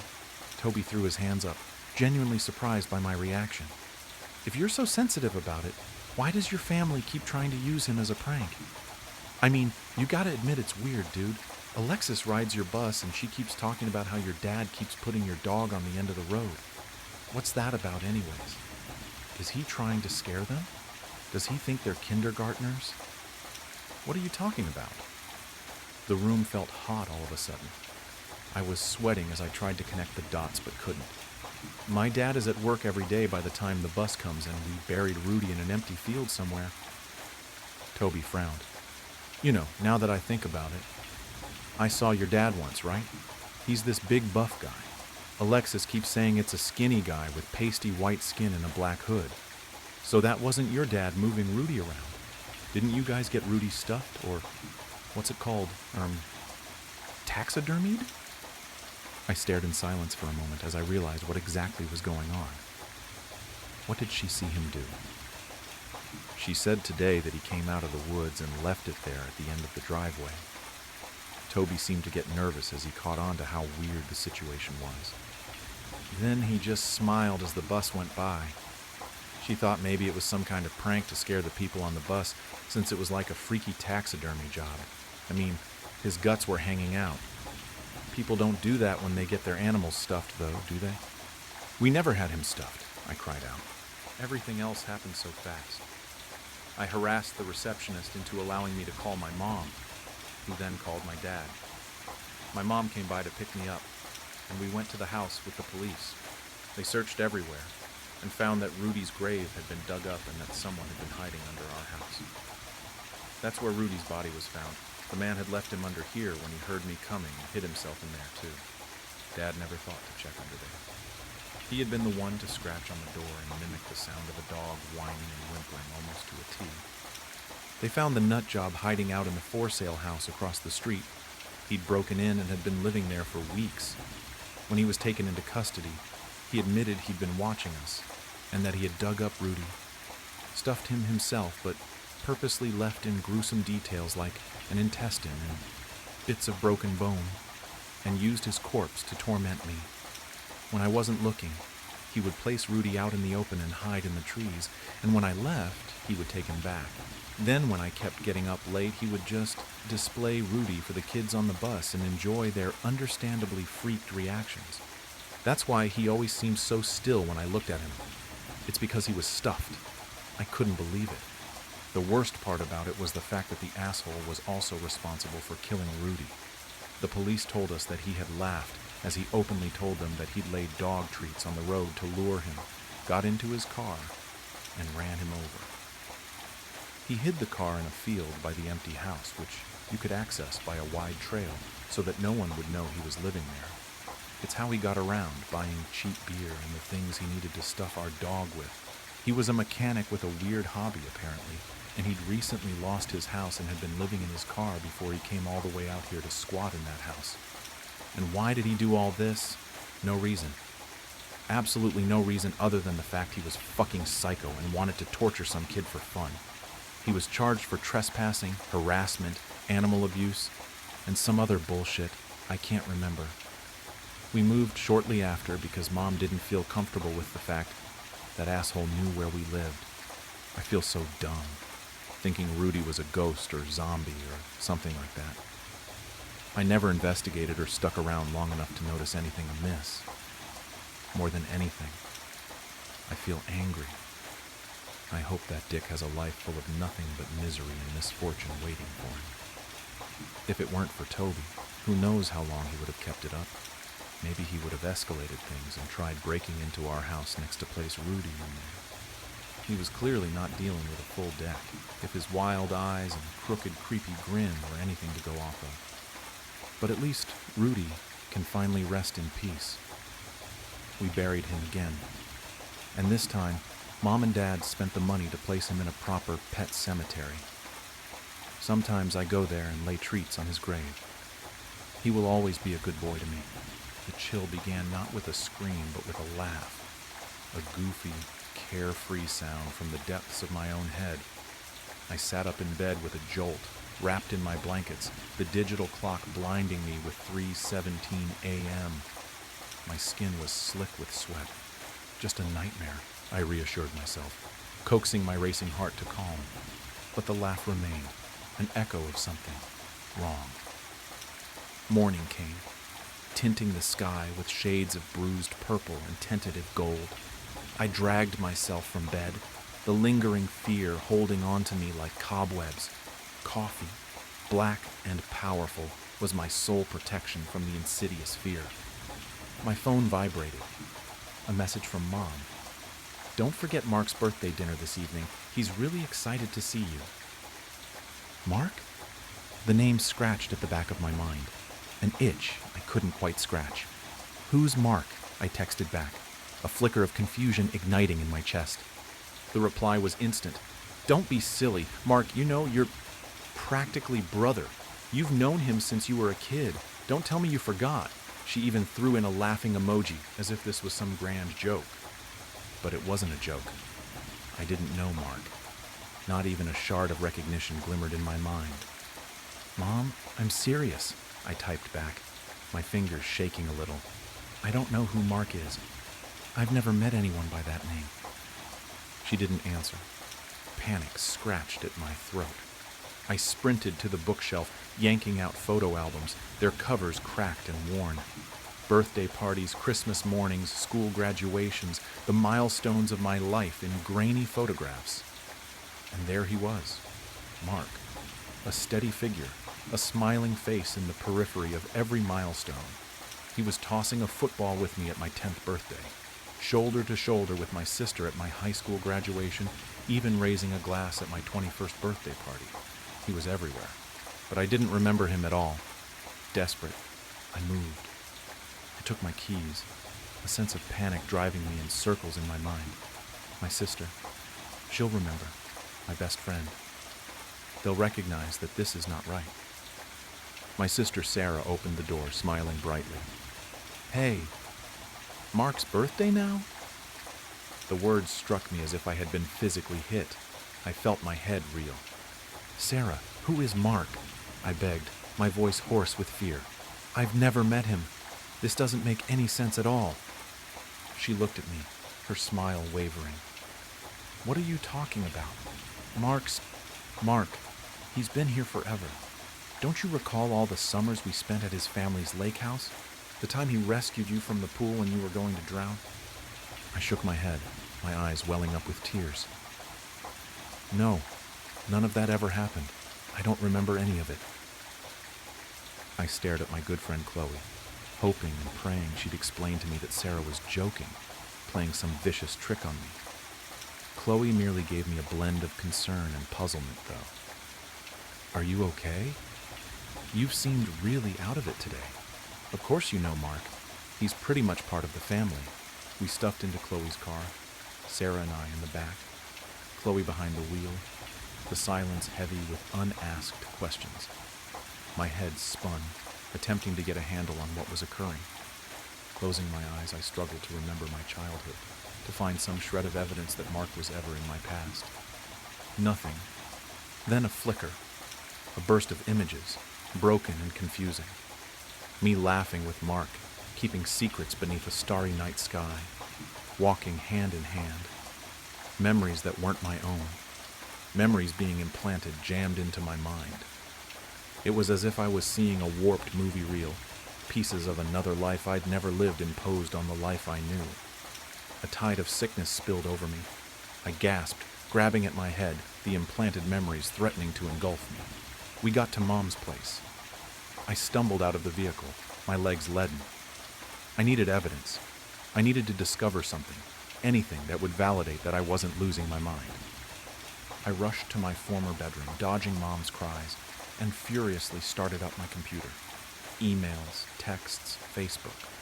I needed to dig into every digital aspect of my existence for proof that I was not insane.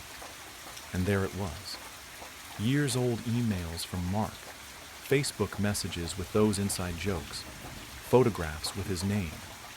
I had responded to his messages, sent multiple emails, engaged with him online as if he were a permanent figure in my life. But I couldn't recall any of them. My mother shouted out, "Dinner's ready."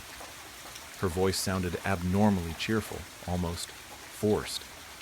I came out of my room, my heart racing against my ribcage, a chill of fear in my belly. And that's when I saw him. He was in the living room, standing beside my mother, his arms slung carelessly around her shoulder. Mark. He wasn't what I imagined, not ugly, not terrifying, just normal. Average height, brown hair, forgettable features. He resembled the kind of person you'd pass on the sidewalk and never give a second glance. And yet, his presence dominated the room with an overbearing weight, a crushing feeling of wrongness. His gaze met mine, and a slow, creepy smile crossed his face. It wasn't a welcoming smile. It was a smile that knew something I didn't know. A smile that threatened something awful was going to occur. It was the smile of a predator. A shock, a shivering breath. I awoke. 3:17 a.m. again. Sweating, I sat upright in bed, my heart pounding against my ribcage. This time the giggle wasn't a distant whisper. It was nearer, more tangible. My phone beeped. Mom again. "Don't forget Mark's birthday dinner tonight. He's really looking forward to seeing you." The message was the same, word for word. I hurled the phone across the room, a strangled cry escaping my mouth. It was happening again. This was not a dream. This was real. I got out of bed, clamoring for something that would ground me in the real world. I glanced at my room, hoping for something, anything, that would attest to the fact that I wasn't going crazy. My eyes landed on a framed photo on my dresser. It was one of my dad and me, taken when I was a child. I hadn't seen it in years. Except, it wasn't just my dad and me anymore. By my dad's side, his arm slung over my shoulder, was Mark. The same bland face, the same creepy smile. He had taken my father's place in my own mind. I could feel a scream rising in my throat, a raw howl of rage and terror. My memories were being stolen from me, rewritten, replaced with this thing. I sprinted to the mirror, gazing into my reflection, searching for any indication that I was indeed myself. A few seconds passed before the edges of my reflection's mouth twisted into that same unnerving smile. It leaned in and said softly, "You're ready, kiddo." The voice was mine, yet it wasn't me. I slammed the door closed and I ran, pushing open my bedroom door.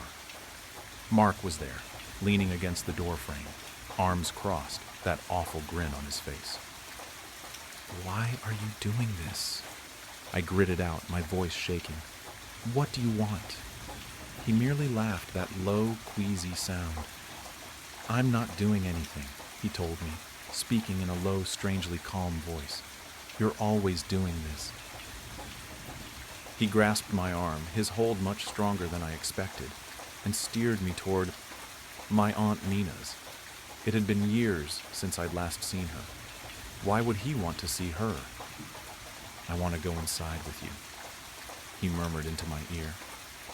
I barely heard him. We arrived at Mina's house. There was a frantic hope that leapt within me. Perhaps she knew. Perhaps she remembered the world as it ought to be. The world before Mark.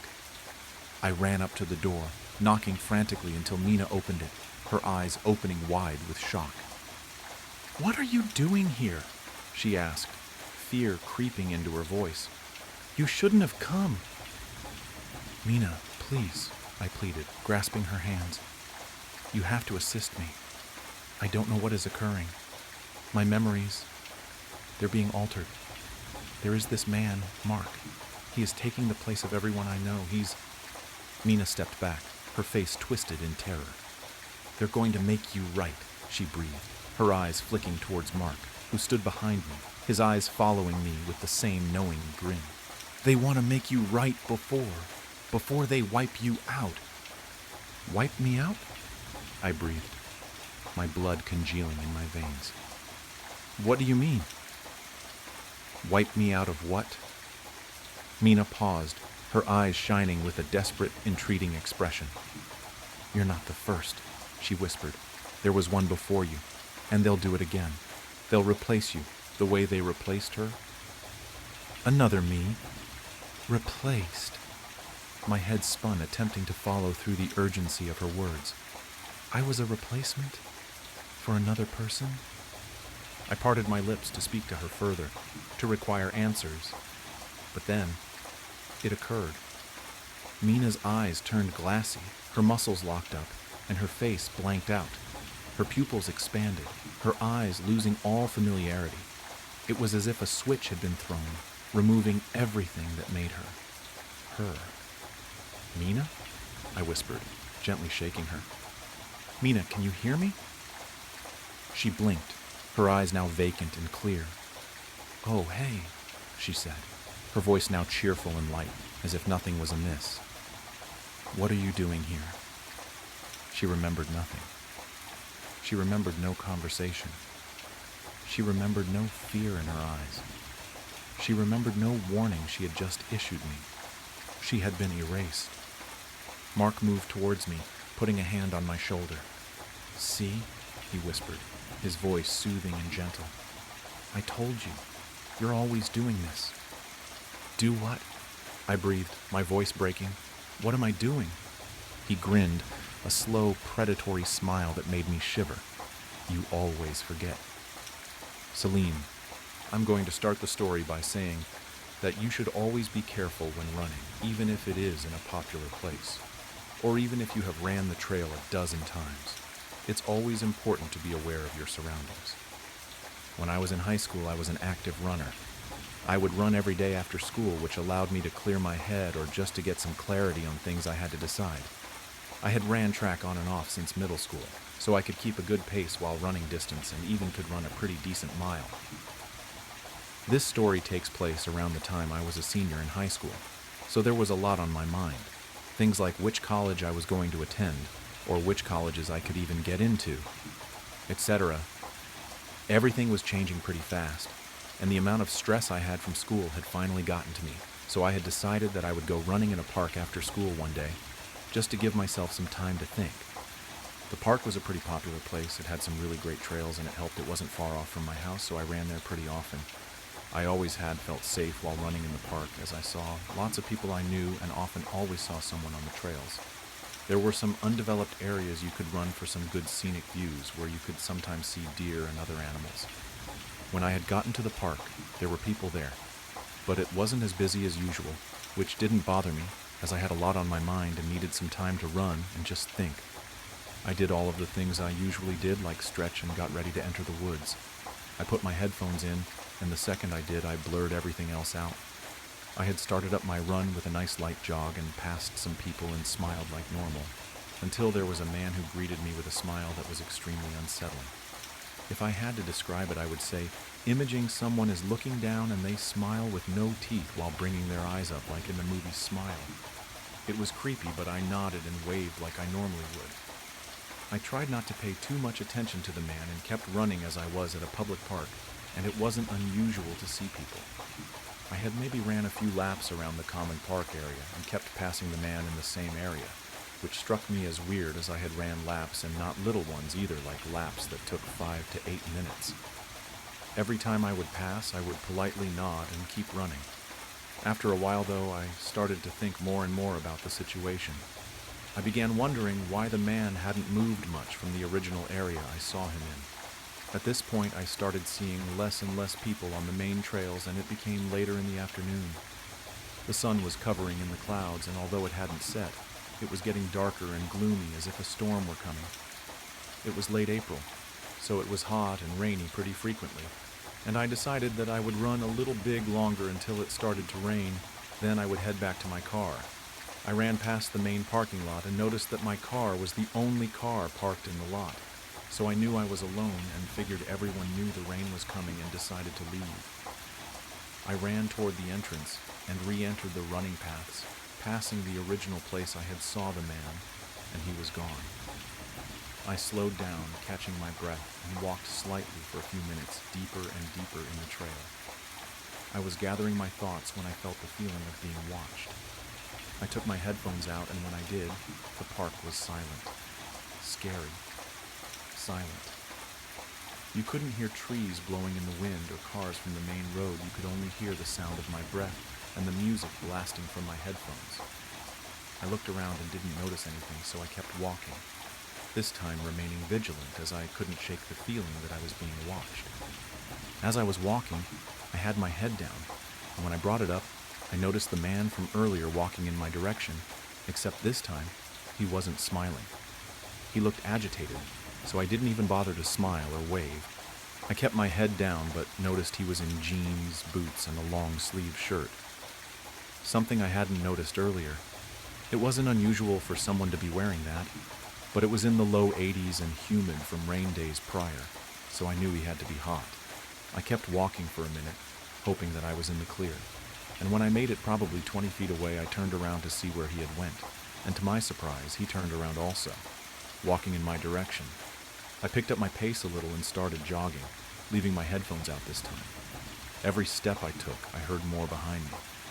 I glanced back and noticed the man jogging as well.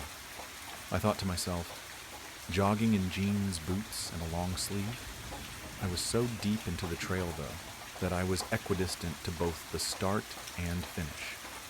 And if I kept going, that I would loop around to my car without having to turn around, but every step took me deeper and deeper into the woods further away from the main road.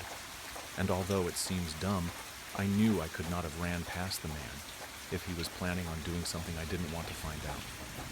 I had close to a mile left on the trail, but every time I would pick up the pace, so would he. I kept hoping that he would stop to take a breath, but he never did.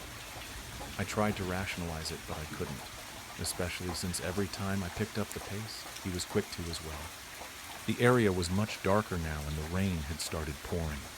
I was now drenched, and as I took a look back, the man was even closer than before. He was gaining on me, and I knew that I had to make a fast decision, so I went for it, in hopes that if he was following me, he wouldn't calculate my next move. I was approaching a scenic dip-off trail that had been overgrown and covered by leaves and sticks, leading downward on a slope like a tall hill. People had stopped running down it because of how steep it was, but it cut right down the main loop, saving probably 1/3 of the remainder. At this point, the only people who really knew about it were the people who had ran it before it became overgrown. I picked up my pace as fast as I could, running straight forward on the main path, and covered my face with my arms, cutting a sharp left, running through the twigs, vines, and leaves.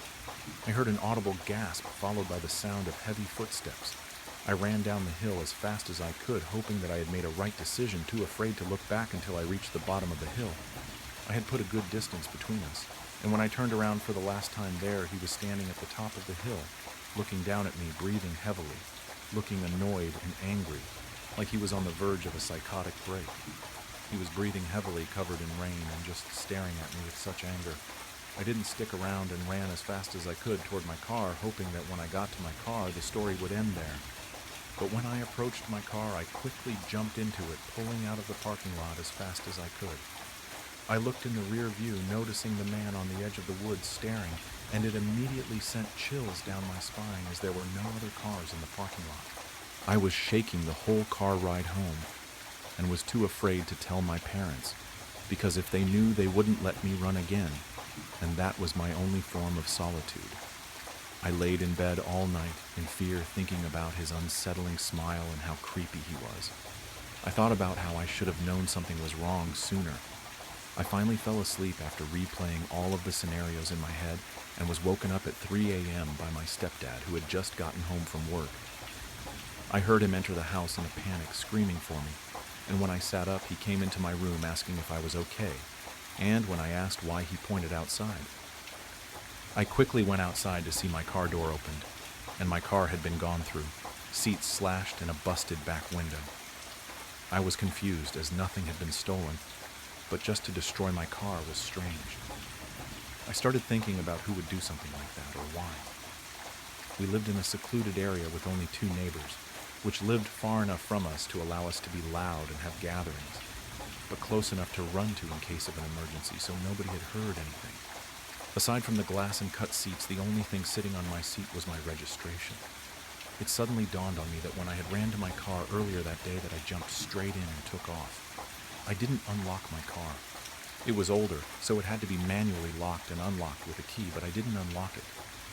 I knew it had to be the man from earlier. He must have looked at the registration and gotten my name and address from it.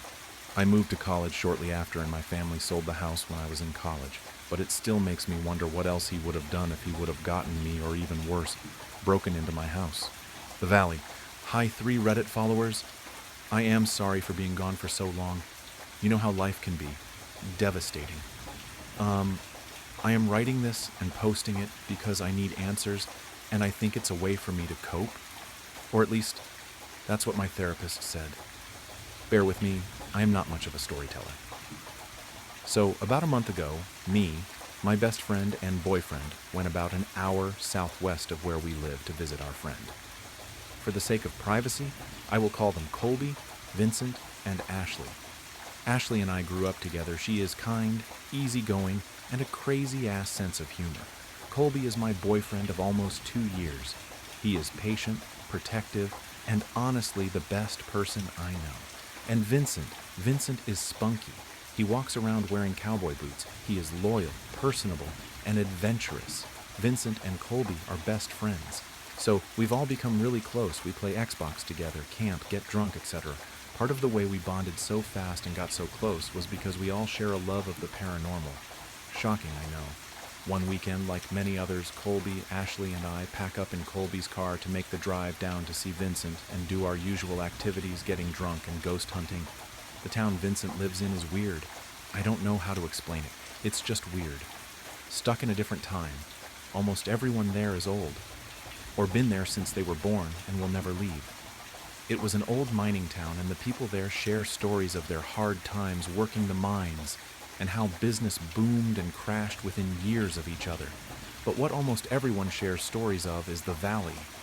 A canyon just off the 2-lane road referred to by locals as the freeway is what the people in town call the Valley, a dead-end canyon stretching no more than 15 miles. This is where all the mines were and still are. Now the town is dry and cold, the kind of cold that cuts through your skin and into your bone. The wind never stops. Summer, winter, spring or fall, it's always windy. Especially in the valley, the wind whips off the rock walls and roars through the dead trees. Some nights in town, the wind coming out of the valley sounds like screams. The drive to see Vincent was as boring and ugly as usual. I sleep most the ride while Colby and Ashley bullshit about politics, religion, etc. I drift off to the start of another discussion I don't care enough to be a part of. Just as quickly as I'm asleep, I wake up to the sound of the wind hitting our car so hard I fear we might fly off the road. That's how I know we've made it. We meet Vincent at his house and make up a plan for the night, the spot we want to get dinner at, and where we want to ghost hunt. It's a weekend, but in town it's dead. The hum of the neon sign outside the restaurant we come to every time we're in town is the only thing breaking the silence except the damn wind. As we sit down and order our usual dinner, Vincent tells us that he has somewhere he wants to show us. It's just up the valley. It's called the Devil's Playhouse. Just as those words escape his lips, the waitress on her way over with our pitcher drops and shatters the whole thing. She sheepishly apologizes, sweeps it up, but stops halfway. Did I hear you say the Devil's Playhouse? Sorry, it's just, I am new into town and have heard the rumors of that place, did you know? Vincent shoots her a look that's quick to shut her up, and she leaves. I asked him what the stories were about this place. He leans in close to us and whispers, "Well, as you guys know, the valley, well, actually, the whole town was built for the mines. So when the miners settled here, some weird people came with them." He glances around to make sure nobody is listening and lowers his voice even more. "Well, the people would take, like, horses, cows, even the miners' fucking pets, and take them up to their spot and slit their throats and fucked up shit like that. They said they did it for the devil." He clears his throat and leaned back. "But that's just an old rumor, who knows what happened, but either way, the place is freaky." Ashley looks around at us in a deep voice and says, "That's what I'm going to do to you guys if you don't Venmo me for dinner." I laugh and roll my eyes. We finish dinner, pack up in the car. "Fuck," Colby says, feeling around in his pockets. "I lost my zins. Can we stop at a gas station, please?" Vincent pulls off into a gas station that consists of one pump and a small shop. We go inside and I'm browsing around when I see Ashley bump into a tall, lanky, awkward-looking man, knocking the items in his hand to the floor. "Oh, I'm so sorry," she says. The man turns around with a big smile on his face and says, "No worries, ma'am," and picks up his car keys and a pack of cigarettes up off the floor. I watch as he walks out to the parking lot, gets in his nice brand new truck and drives away. Ashley has moved on to the next aisle when I realize I'm staring. Vincent walks up next to me. "You ready?" I asked him who that man was, and he says, "Lance Cornell. Dude's nice as hell. He lives at the mouth of the valley. Funny enough, he owns the beer. You know the place we had dinner at tonight?" I smile, and we all walk out the gas station and load back up into the car. In the car, Colby's puts a hand on my thigh and rubs his finger against my jeans. Ashley whips her head around from the front and says, "You know what I think I've heard of this place? Yeah, like some kids went missing hiking up here and were never seen from again." She narrows her eyes and looks right at me with a mincing glance. "Hey, stop that. She's lying to you. Nobody's gone missing." Vincent gives me a smile in the rearview mirror. The sun is just starting to go down when we get there. We're swapping scary stories the drive up, but as soon as we cross the threshold, the stories stop and a sense of dread fills the space the stories held. Vincent drives up to a gate with a giant no trespassing sign on it. "Well, this is it. Now we just hike up a bit. Watch for cars too. This is like super illegal." Me and Ashley share a glance and she smiles with her reassuring kind smile and we start walking. Halfway up, Colby takes my hand and winks at me. He says, "How you feeling? Scared? Don't be. I won't let anything happen to you.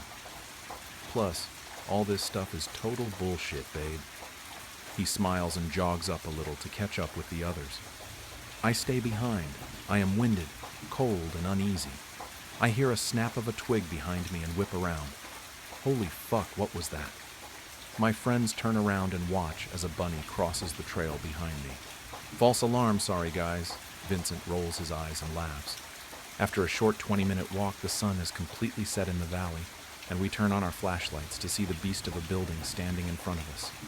An abandoned mining building. Must have been storage or something, because the ones we drove past on the way in don't even hold a candle to this. The wind going through the windows makes it look like the building itself is shriving in the cold air of the wind. "Wow," Ashley says with a grin.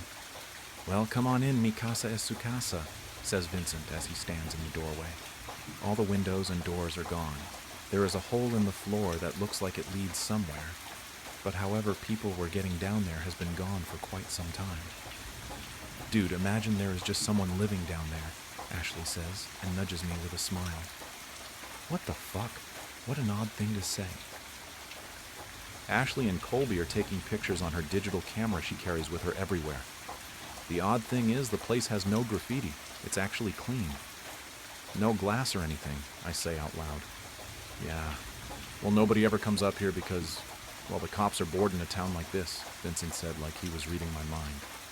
All right, fuckers, I say we split up, Colby says. All right, gang, let's look for clues. Ashley copies in a teasing voice. My heart starts to race. The building is only one floor if you exclude the hole in the ground. Just stay on the main floor and keep your light on just in case. Vincent tells us we all nod and walk our separate ways. I begin to walk around the corner of the general area we're in. I am looking around, still amazed at the cleanliness of this place. No dust, no leaves, nothing. It's wild. I turn around to see Colby right there. Ah, he screams. I shove him away and smack his chest. Idiot. He leans in and tries to kiss me, and as I lean into him, I hear aloud, "What the hell?" Ashley sounds scared. We run over to find her looking at the ground with fear in her eyes. We pan our flashlights down to what she's looking at. A dead fucking rabbit. Fresh, bright red blood pouring out of the hole in its body where its head used to be. I look away and throw up in my mouth. "Dude, what the fuck?" Colby says. "What the fuck is right?" Ashley says, sounding scared. "Let's leave, I want to leave. Please, this is fucked up. This shit is like real, like, what the fuck? We need to leave. It's the bunny from the trail." "What are we waiting for?" Ashley screams at us. I swallow my throw up and start walking to the door. The boys are standing there staring at it. As I walk away, I start to lose sight of them. It's so dark that I don't know how people would navigate without a source of light. And it's so quiet, almost peaceful. Wait a fucking minute, it's so quiet. What happened to the wind? My heart drops to my stomach, and a pit joins it. It's like we all notice it at the same time. The silence. Deafening. No rubbing of tree branches, no bugs, no hum of electricity, no sound of shoes on the floor, and most definitely no wind. "Wow," Colby says. "Can we go now?" asks Ashley. I pan my flashlight around to each of their faces. My heart is beating so loud, it's filling the silence. "Chill," Vincent says. "Don't freak yourself out, okay? It's probably nothing. Let's go. Okay, you're right, this was a mistake." He takes a step back, and as he does, I see a figure in the back hidden in the darkness take a step behind him. The figure smacks Vincent's phone out of his hands and onto the floor, silencing my heartbeat from my ears. Holy fuck! Wait, what? Vincent! Ashley screams. We all panic, getting closer to each other. Just then, the sound of footsteps on the floor running, no sprinting towards us. Colby yanks me out of the way, but he's not fast enough to grab Ashley, the figure running, picks her up in a single swoop, and I hear her cry out as his voice gets more and more distant. "Ash," I start to say, as Colby covers my mouth with his hand. We back up into the darkness, moving as quickly and quietly as we can. Suddenly, the floor underneath my feet is gone, and we fall right into the hole in the floor. Slamming my head against the cold, damp cement floor, I knock myself unconscious. I wake up to the sound of sobs and screams. It's not dark anymore. The main room of the building is lit by candles burning and surrounding me, us in a circle. We're all tied up, bound by our hands and feet, sitting next to each other. 3 hooded figures stand far enough away. The candlelight isn't showing their face. "What do you fucks want with us?" Colby yells. "You please let us go," begs Ashley. One of the men steps forward and into the candlelight. A bald man who looks to be 60 is carrying the head of the rabbit, the blood still dripping on the floor. He holds the head above each of us while muttering under his breath. The blood is dropping onto my face. Warm, wet, sticky, the metallic smell filling my nose. I gag and cry and shake and all the things. After they put the blood on Colby mine and Ashley's heads and faces, they stop at Vincent. One of the hooded figures step forward. A short, fat, hairy man in his 40s reaches out a hand towards Vincent. He mumbles something under his breath. Vincent, crying, looks at us and back at him and takes his hand. Tears streaming down his face, he says, "I can't do this. Please don't make me do this, please." "They're my friends, you assholes." The last robed man steps forward and the strong stench of cigarettes follows him. It's the man from the gas. He grabs Vincent's shoulder and says, "Vincent, we talked about this. Think of your mother, your sister. Do it for them. I promised you something, and I would never break a promise." Vincent wipes away the tears and backs up into the darkness. "Vincent!" Colby screams. "What are you doing to him? What are you doing to us?" Tears are gushing out of my eyes as I see the fear on Colby's face. Before Colby can say another word, his throat is slit, and blood is spewing out all over his clothes. He looks at me. His eyes widen with fear and his body slumps over. "To appease," they all say in unison. Just then, Vincent returns with container of lighter fluid. He drops it to the floor as he falls to his knees. A blood-curdling scream escapes his lips.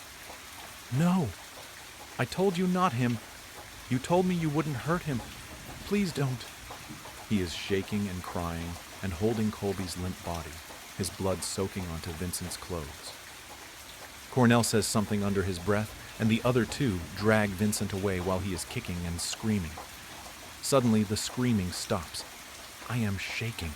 My heart is shattered. I'm so shocked I almost forget Ashley is next to me until I hear a whimper and see her bloody and shivering, a piss stain showing on her pants. The two men return, one of them picking up the gasoline while the other picks up matches. They begin to make a ring around us, and just as they're about to light it, Cornell mumbles something to the other two, and they pick me up and untie me. I try to run over to Ashley, but they yank me back. "No, wait, I want to see her, please. What are you doing to my friends? Please, no." I can barely see through my tears. "Run," the bald man says. "Leave this town and don't ever come back." Before I can dispute the circle around, Ashley is ablaze, and she is screaming, screeching, crying. I can't take it anymore, so I run. I leap out the window, fall to my knees, but I don't stop. I get up, the wind is back. It's whipping the tears flowing down my face. My feet give under me, and I fall down the mountainside. I slam my head on the ground, my hands and bloody and scraped. I don't stop. I get up. I am just at the car when I stop. I turn back around and look up. I can hear loud chanting, rhythmic, and a scream like I've never heard. Something deep, something guttural, primal. A howl of sorts, and then light. A bright flash of light, and then it's all gone. And suddenly I can smell cigarettes. I get into Vincent's car. The thing is old. It barely stars, but it does, thank God.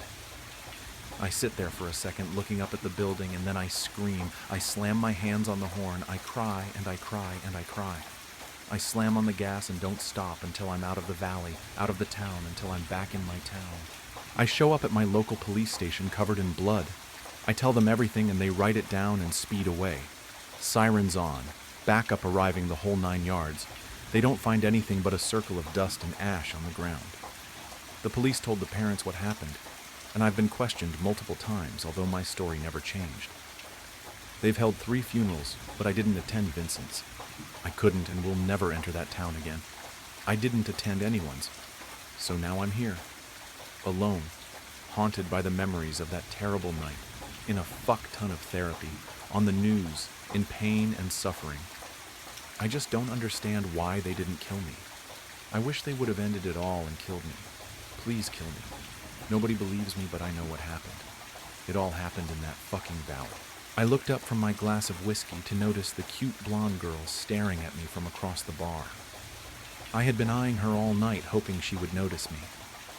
Unfortunately, her statuesque poise and piercing blue eyes, gazing into the depths of my soul, were not the indicator of interest I so solemnly hoped for. When I say statuesque, I mean she literally resembled a fucking statue, unmoving and unbreathing. In fact, nobody in the bar was moving. Even the bartender was still holding an upturned Jack Daniels bottle aimed towards a shot glass. The liquid contents coming out stayed frozen in time like an icicle just inches from the glass. I wasn't alone, though, and while I stared straight ahead at the bar full of numerous frozen bodies stuck in gestures and poses of their previous cheerful time, I could feel the intense wave of heat radiating from my right. The seat next to me was empty all night, but now something was there. If anyone could have looked at me there in that moment, I might have not looked that different from the frozen individuals all around me. I stayed staring straight ahead of me because I was panicking on the inside. I didn't want to look to my right. I was scared at the thought of what found me on this fateful night and what it would do to me. I thought if I just pretended to stay frozen like everything else, it would just leave me alone. But I was wrong. It was then it started to talk to me. "Are you done pretending to be frozen yet? I don't much like drinking alone," the thing next to me said. Every word it spoke blared into my ears like a deep baritone commanding my attention. followed by an aftershock of slithering words crawling into my ears, hissing and repeating the same thing with a sense of annoyance that I wouldn't adhere to its presence. My head started pounding like it was going to burst. The feeling of needles sticking into every area of my skin pierced my sensations and caused tears to stream down my eyes and cry out in pain. And then all the pain just stopped. The voice spoke again, but it sounded less hostile and more appropriate to human ears. It said to look at him, or the pain could come back in ways I couldn't imagine. I wiped the tears from my eyes and did something I had not done since I was a child. I asked God to forgive me for anything I had done, and I turned my head to look at the presence. It wasn't the black jeans or black shoes it was wearing I found off-putting. It also wasn't the red knit long-sleeved thermal shirt it was wearing or the black wool overcoat hanging around it. The skin tone was fair and the hair was short and blonde that decorated its head, none of which was off-putting as well at the first glance. At a second glance it was very off-putting. It looked just like me. It was like I was staring at myself in a mirror almost, except my shirt was white. Then there were the eyes, perhaps the most off-putting thing that scared me to my core. They were just black. No pupils. Just black eyes that pierced me. There are no words to describe what it felt like to stare at those. My mind raced through fear and question as my consciousnesses struggled to understand what was happening. The thing before me sensed this, as it sat relaxed in the bar stool with a glass of whiskey it sipped on. As I recollect my memory of the night, I'll just say that the entity spoke for the duration of the night. The corresponding conversation is as follows below. I can hear your thoughts quite well, so there's no need to speak. I never much liked the sound you animals made as your vocal cords evolved throughout the years. Who am I? I hear this running through your head, but you already know my old friend. Remember when you begged your mom not to leave you alone at night as a child in your bedroom? You'd slowly drift asleep as she gently caressed your hair, and all of a sudden, you'd wake up screaming for her in the middle of the night, realizing she left you all alone with the monster under your bed. It made a deep laugh to itself while licking its lips, before taking another sip of the whiskey and continuing. If I recall correctly, you'd bury your eyes in the pillow right when you woke up sobbing. You'd yell for mommy and wait for her to come in and caress your hair again, crying about the monster under your bed that wanted to eat you. And you were right. I was there the whole time listening. In fact, you were too young to realize your mother was a crack addict. She couldn't wake up to your screams even if a gangbang ran right through her, which they did as you cried for her. That was me caressing your hair in the middle of the night, me gently whispering to you to fall asleep. All those dreams of safety you had shortly after in vain, as I sat drinking in that intoxicating fear that surrounded you as your subconscious took over, licking your face as you slept. Thoughts raced in my mind as tears flooded my eyes, staring at the being in front of me. Its piercing eyes studied me like a science project, but grinning with a sick fetish for the toxins my brain was releasing. It loved it. It fed on it. It took a sip from the whiskey glass and slid it across to me on the bar. You're saying my name in your head. Well, one them at least. You want me to say it for you to settle your disbelief, but that would just be so boring, wouldn't it? I like hearing you convince yourself I'm just an apparition of your guilt for decisions you've made. It quite tickles me, actually. If it makes you feel better, you can think of me as an angel. Theoretically, I never stopped being one, although I find the term a bit too conservative for my taste. Challenging the status quo is what made me and 1/3 of the boys upstairs a new home we call hell. Before I tell you why I'm here, yes, I can hear you asking if I can smell that you pissed yourself. It's okay. You're not the first to do that. Yay, it's a little annoying, but I've seen worse. At this point, the devil before me slid the entire bottle of whiskey down the bar to me and refused to go any further until I downed at least 2 gulps of it, claiming if I didn't calm the burning questions in my head, it would smash the bottle across it instead. It also claimed that it knew of the questionable gay porn which populated my browser, which for the record I will say was not from my doing, but because my computer was hacked at the time. After 2 gulps, the entity continued its conversation. So now that you're a little calmer, as close as it can be, You'll be surprised to know that you're actually quite a celebrity in hell. Actually, myself included, we're all big fans of yours. You are quite the artist and inspiration. I was there when it started, the night your mother overdosed after telling you she was going to get you candy from the store. She actually went to your deadbeat dad's house for a fix. It's too bad he still found the time to have his way with her after she overdosed before calling the cops. But yay, that's not important. You probably knew that already. That night you picked up a paint set lying around your room. You found a dead rat close to it, and knowing the red paint was missing from that set, you made no delay in finding a replacement. It was at that moment I saw the artist in you. You were raw talent, born in sin and negligence, a born bastard out of wedlock. God would have casted you to me anyway. So, you know what I did that night? I told a few of my boys to keep an eye on you and make sure you got into the right foster care. Made sure you were put into a decent family that would give you a good education. You thrived. You went to college, became a doctor, and perfected your talent. Most kids from your upbringing would have just ended their life out of depression, but you channeled those misgivings to create art amongst the world. I'll just tell you, my personal favorite is the work you did on your father. Seeing him crawl with no limbs across the floor for 3 days is something we all still laugh about in hell to this day.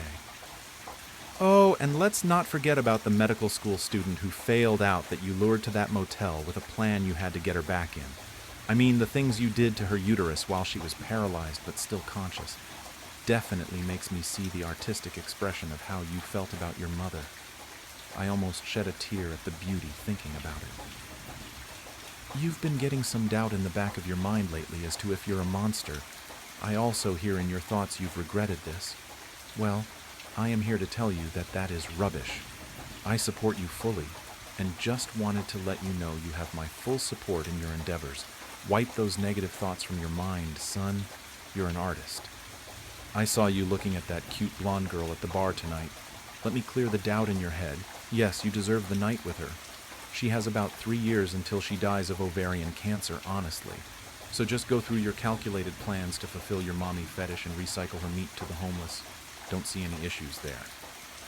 Now that you seem calmer knowing you have my approval, why I am really here is to tell you that the cops are on to you.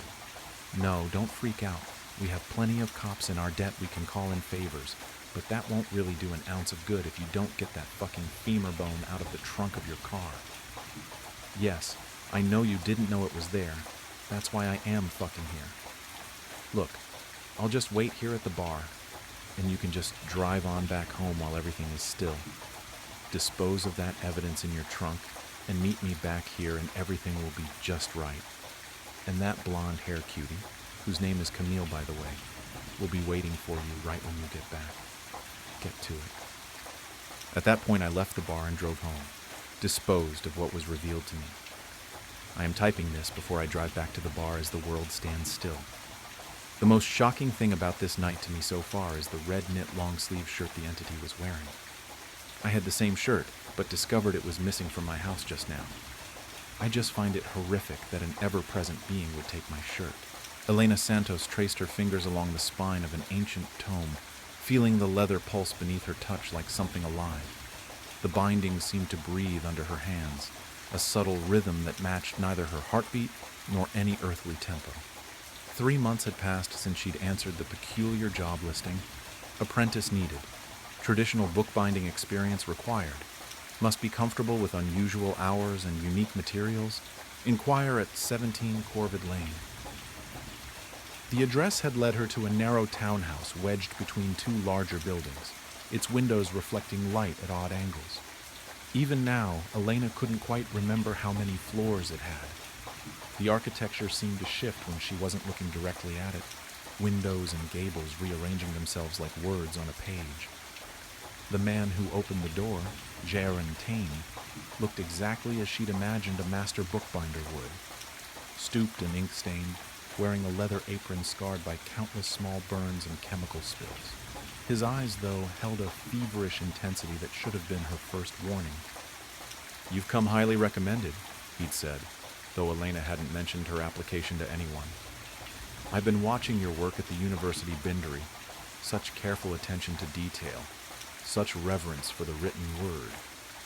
His voice had carried strange undertones, harmonics that seemed to resonate in her bones.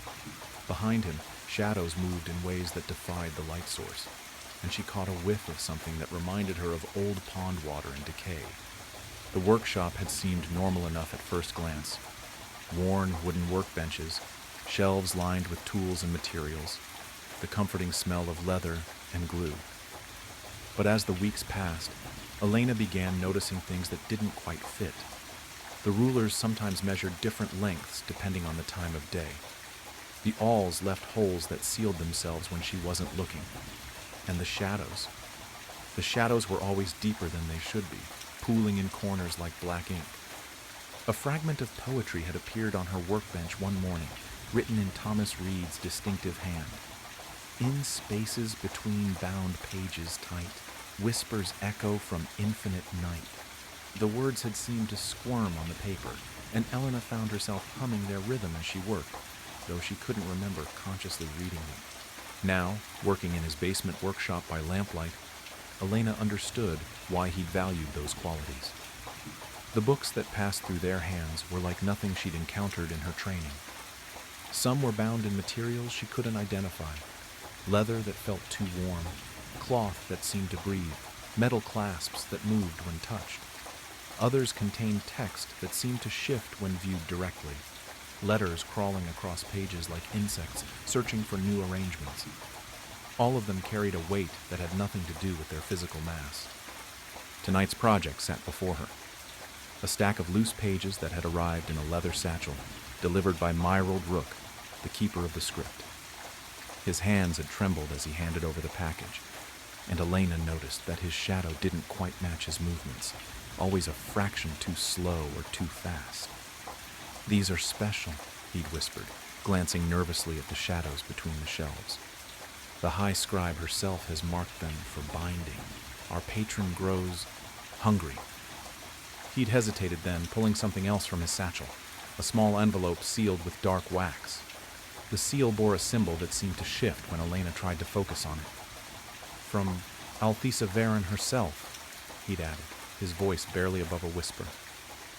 "She says you're to read it only after you've completed the binding. She saw something about you in her last trance." The pages felt warm to the touch, and the script that crawled across them made her eyes water. Some bore notations in different hands. She recognized Thomas Reed's poetry, interwoven with the main text, his verses speaking of a darkness that devoured light and a horizon where reality ended.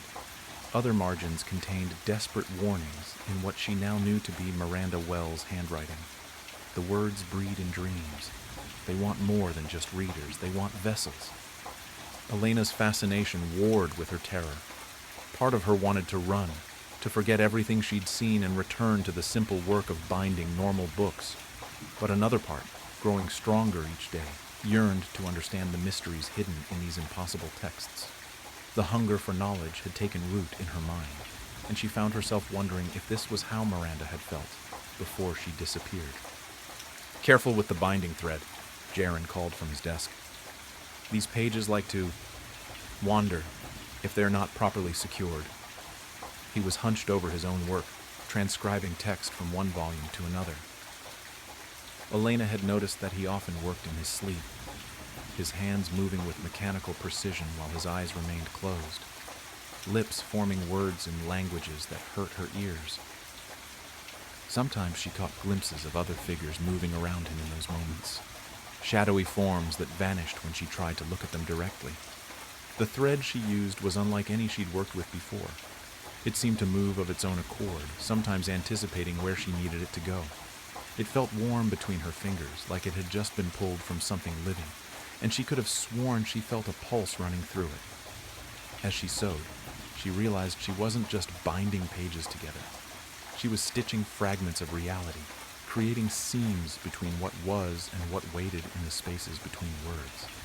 As Elena's needle pierced the warm leather binding, the workshop around her suddenly dissolved. The thread between her fingers turned liquid black, running down her hands like ink, and the world shifted. She stood beneath an impossible sky. Where blue should have been, absolute darkness stretched overhead, a void so complete it seemed to swallow light itself. The sun hung low and bloated, transformed into a massive crimson eye that bathed everything in red twilight. Then she saw the figure. Standing at the intersection of four streets was a being both terrible and beautiful. Though human in general shape, four arms extended from their frame in perfect symmetry. Their eyes were pools of absolute darkness, streaming tears of blood that traced patterns down their cheeks. Upon their forehead, a strange sigil burned with an inner light that hurt to look at directly. With a jolt of recognition, Elena realized it was the same symbol that had sealed Althesa's envelope. The figure raised all four arms to the void-black sky. Elena gasped, finding herself back in the workshop, her hands trembling around the half-bound book. Sweat beaded on her forehead, and she quickly wiped it away with her sleeve, trying to steady her breathing.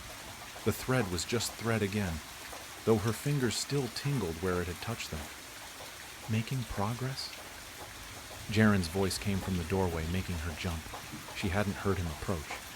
He stood there in his ink-stained apron, looking exactly as he always did, though somehow his shadow seemed darker than usual.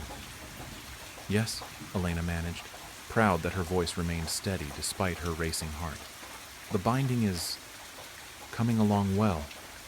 She bent her head to her work, hoping he wouldn't notice how her hands shook as she picked up the needle again. Later, while cleaning his tools, Jaren spoke softly, almost to himself. "I was like you once," he said, his voice carrying those strange harmonics. "A simple bookbinder until I understood that some books want more than just to be read. They taught me their language, showed me the spaces between words where truth lives." He turned to her, and for a moment his eyes seemed to contain galaxies. "The Dark One offers knowledge beyond imagining, Elena. The cost—" He smiled, and in the lamplight his teeth gleamed like wet ink. "The cost becomes irrelevant once you understand what waits on the other side of the page." She'd begun having dreams about the books.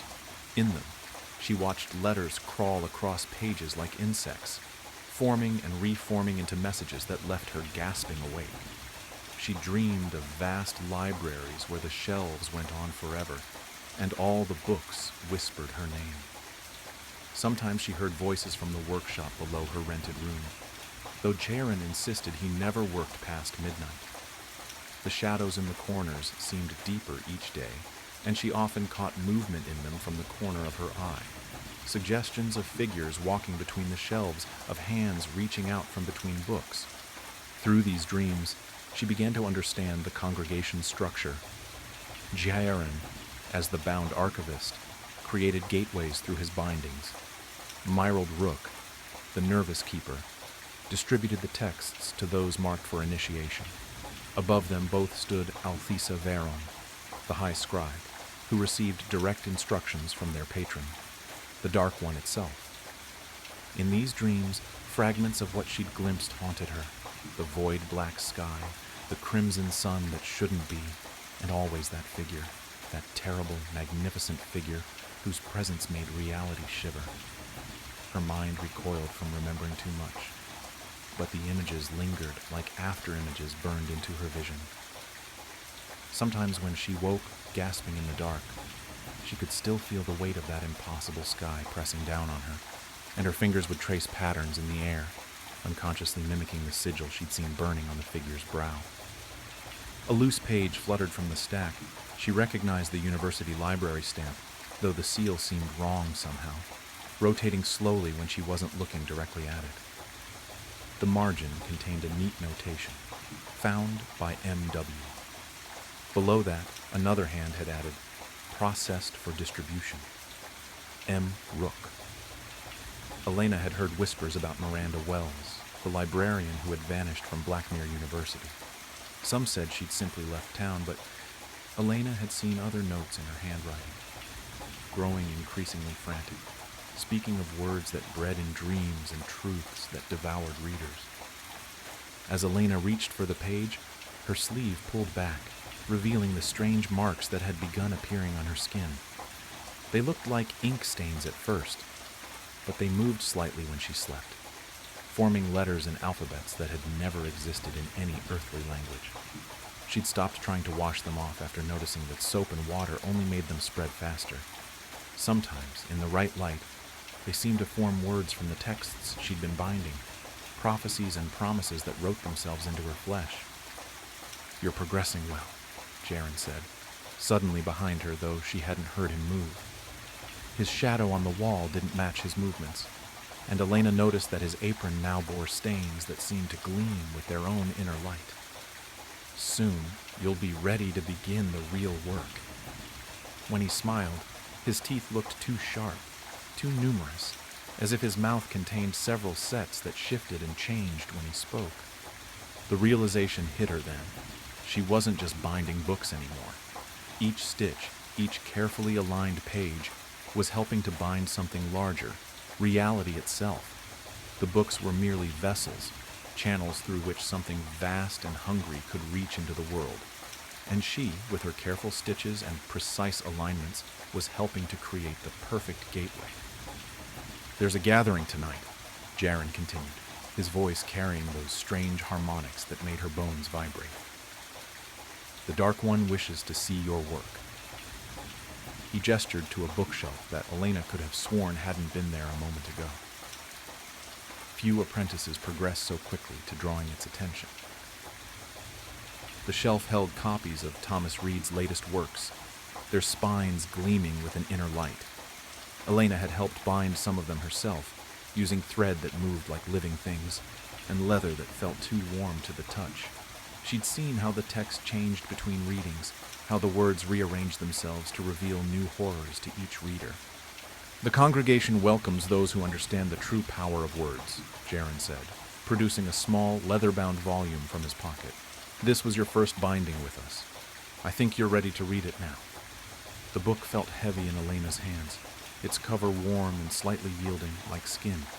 The pages, when she opened them, contained text in her own handwriting, words she didn't remember writing, describing things she couldn't possibly have seen. Horror and fascination warred within her as she read. Part of her wanted to throw the book aside, to run from the workshop and never look back. But a deeper part, the part that had always loved the secret worlds hidden between pages, understood that she had already chosen her path. Like Miranda Wells before her, like Thomas Reed with his dark verses, she had been drawn into something larger than herself. Elena's hands moved automatically, continuing their work even as her mind reeled from these revelations. The thread wove patterns that couldn't exist in three-dimensional space, binding not just paper and leather, but something else, something that pulsed with ancient hunger. She was no longer just binding books. She was binding realities together, creating gateways between what was and what waited in the spaces between words. Through the basement window, she could see fog gathering in the street, forming shapes that reminded her of letters in a cosmic alphabet. Somewhere in that mist, she knew, other members of the congregation of the Whispering Page were preparing for tonight's ceremony. The bookseller who'd given her the mysterious job listing, the nervous keeper who brought them pages, the poet whose words now crawled across her skin in her sleep. As she completed the final binding, Elena understood at last what Miranda's notes had meant. The words didn't just want to be read, they wanted to be bound, to be given form and substance in our world. With trembling fingers, she reached for Althesa's envelope, breaking the shifting seal. Inside was a single page of thick paper, covered in elegant script that seemed to write itself as she watched. "You've seen it now, haven't you, Elena? The truth waiting in the dark sky. The figure that bridges worlds. We each play our part in what's to come. You with your bindings, me with my visions, Jaren with his translations. The Dark One chooses us carefully, dear Elena. Your hands know the work already, even if your mind hasn't caught up. Bind these pages well. They're more important than you yet realize." Elena's fingers traced the binding she'd just completed, feeling the warmth pulsing beneath the leather. Horror and fascination mingled in her chest, but underneath them both was something else, a deep, thrumming certainty. Every book she'd bound had been a practice run for this moment. Every stitch had taught her hands the patterns they would need. She could run, yes, but the truth was, she didn't want to. The black horizon was coming, and Elena Santos, once a simple bookbinder, would help usher it in, one bound volume at a time. Her hands moved across the leather and paper, each stitch drawing the darkness closer, each page carrying whispers of the truth that waited in the spaces between words. And in the shadows of the workshop, the Dark One watched her work with hungry anticipation, its patience measured in the slow turning of pages and the endless whisper of ancient prophecies. Until very recently, I was a project manager for the Department of External Intelligence, a government organization tasked with probing the boundaries of human consciousness and unraveling mysteries beyond the paranormal. The things I have witnessed far exceed our expectations of the universe and shouldn't remain hidden, even if the truth is horrific. If you are reading this, I am so sorry for what is to come. When I was younger, my parents pushed me hard for good grades. Giving me the life they never had seemed to be their only duty, even if it meant that my childhood suffered. And I gave them what they wanted: the best marks in school, the hope of a successful career, and lots of money. Unfortunately, nobody, not even my cruel father, could have predicted that I would end up working for a secret branch of the government, one whose sole duty is uncovering facts that the mortal mind can barely comprehend. I started as a data analyst, but the executives soon realized that my skills could be better used elsewhere. It took just a few tests for me to be introduced to the psychical experiment sector, aimed at identifying uses for psychic phenomena. I was deemed to have special abilities and was told I could tap into a realm that few humans could. For a while, I was an agent for remote viewing. Essentially, my mind was used to spy on foreign nations. With some meditative steps, I was able to visualize complex environments and assist our army in pinpointing the locations of enemy bases. Was this ethical? I don't know, but it provided me with a sense of accomplishment, so I continued to do it. The more important I became in my job, the more I had to hide from my family and friends. My parents died thinking I was a pencil pusher for the government, and the few relationships I've had have remained short due to my secret life. The longer I've stayed with the department, the more information I have been given. But it was only once I became appointed as a project manager that I learned details that, if leaked, would change the world forever. I'm sure you have noticed the increased sightings of UFOs, or UAPs, in recent years. Their frequency has been at the center of my new position in the department. You see, these aren't vehicles piloted by little green men, they are beings themselves. Classified internally as seraphs, these entities have been visiting us for centuries. The Bible called them angels. The Quran named them malaika. But they are the same things that have been seen in the sky of every continent on Earth. I was told that they didn't know where they came from, or why they had visited us. Sadly, for them, I have a unique intuition, and knew that was a lie. I had spent many hours in the office after hours, dissecting classified documents and logging into computers above my access level. The more vivid the details became, the more I questioned my actions. What if I uncovered something I didn't want to? You can't put the toothpaste back in the tube, a silly metaphor for a twisted reality I was soon to live. It took me many months, but I eventually pieced together why the 33rd floor of our building is off limits. The Department of External Intelligence has been communicating with the Seraphs and has a machine built for this sole purpose. Last week, I used the device. It was a day like any other, at least that was the role I played. I scanned my card to enter the building and made my way to my office on the 24th floor. I put on a happy face as I greeted my companions in the rustic elevator, patiently waiting for the neon green screen to tick higher while soft synth sounds filled the cramped space. Finally reaching my secretary, I cleared my schedule and began to set the plan into motion. I couldn't take the elevator to my destination. The buttons skipped straight from 32 to 34. However, I did learn that a maintenance ladder runs up the building's spine. Applying some remote viewing techniques, I discovered an access hatch on floor 28 behind some servers.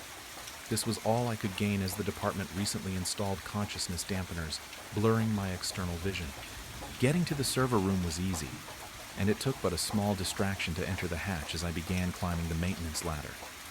I was on the 28th floor, but looking down it seemed as though the shaft stretched into an infinite abyss with no end in sight.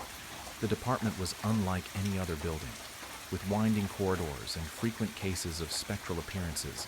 A ladder stretching to an impossible darkness seemed on brand. Entering the 33rd floor took some time, but with some minor effort, I was in the sector that only executives had access to. Standing in what appeared to be a reception area, the silence of my new environment startled me. I expected a welcoming party, but was met with nobody at all. The department's building was informally named the Monolith, due to its brutalist design and tall concrete walls. The 33rd floor was no different, with a ceiling that stretched higher than one would have expected the facility to accommodate. The area I was in was adorned in a familiar old-school look featuring Persian carpets, homely lamps, and box computers. We were told that vintage technology offered better protection against hackers. I stood facing a door labeled Testing and Research. It seemed like the sign I needed, so I swiftly made my way through. Presented with a long corridor, I knew that my goal stood at the end. Walking past the many doors to my left and right, I saw what appeared to be ancient symbols. The sounds I heard from each of them were almost indescribable. Some seemed like soft moans, while others appeared to be painful screams. I have no idea what was being done in these rooms.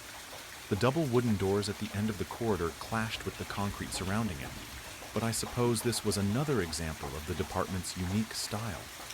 Before I swung the doors open, I noticed the digital camera in the corner. I had surely been caught, so there was no time to waste. To say I was shocked by what I saw would be an understatement. I had expected a massive machine with tubes and towering screens. Instead, the room contained only a leather couch facing a bulky CRT TV perched on a wooden stand. There was nothing else. No furniture, no monitoring equipment, just an outdated entertainment setup in a cold concrete space.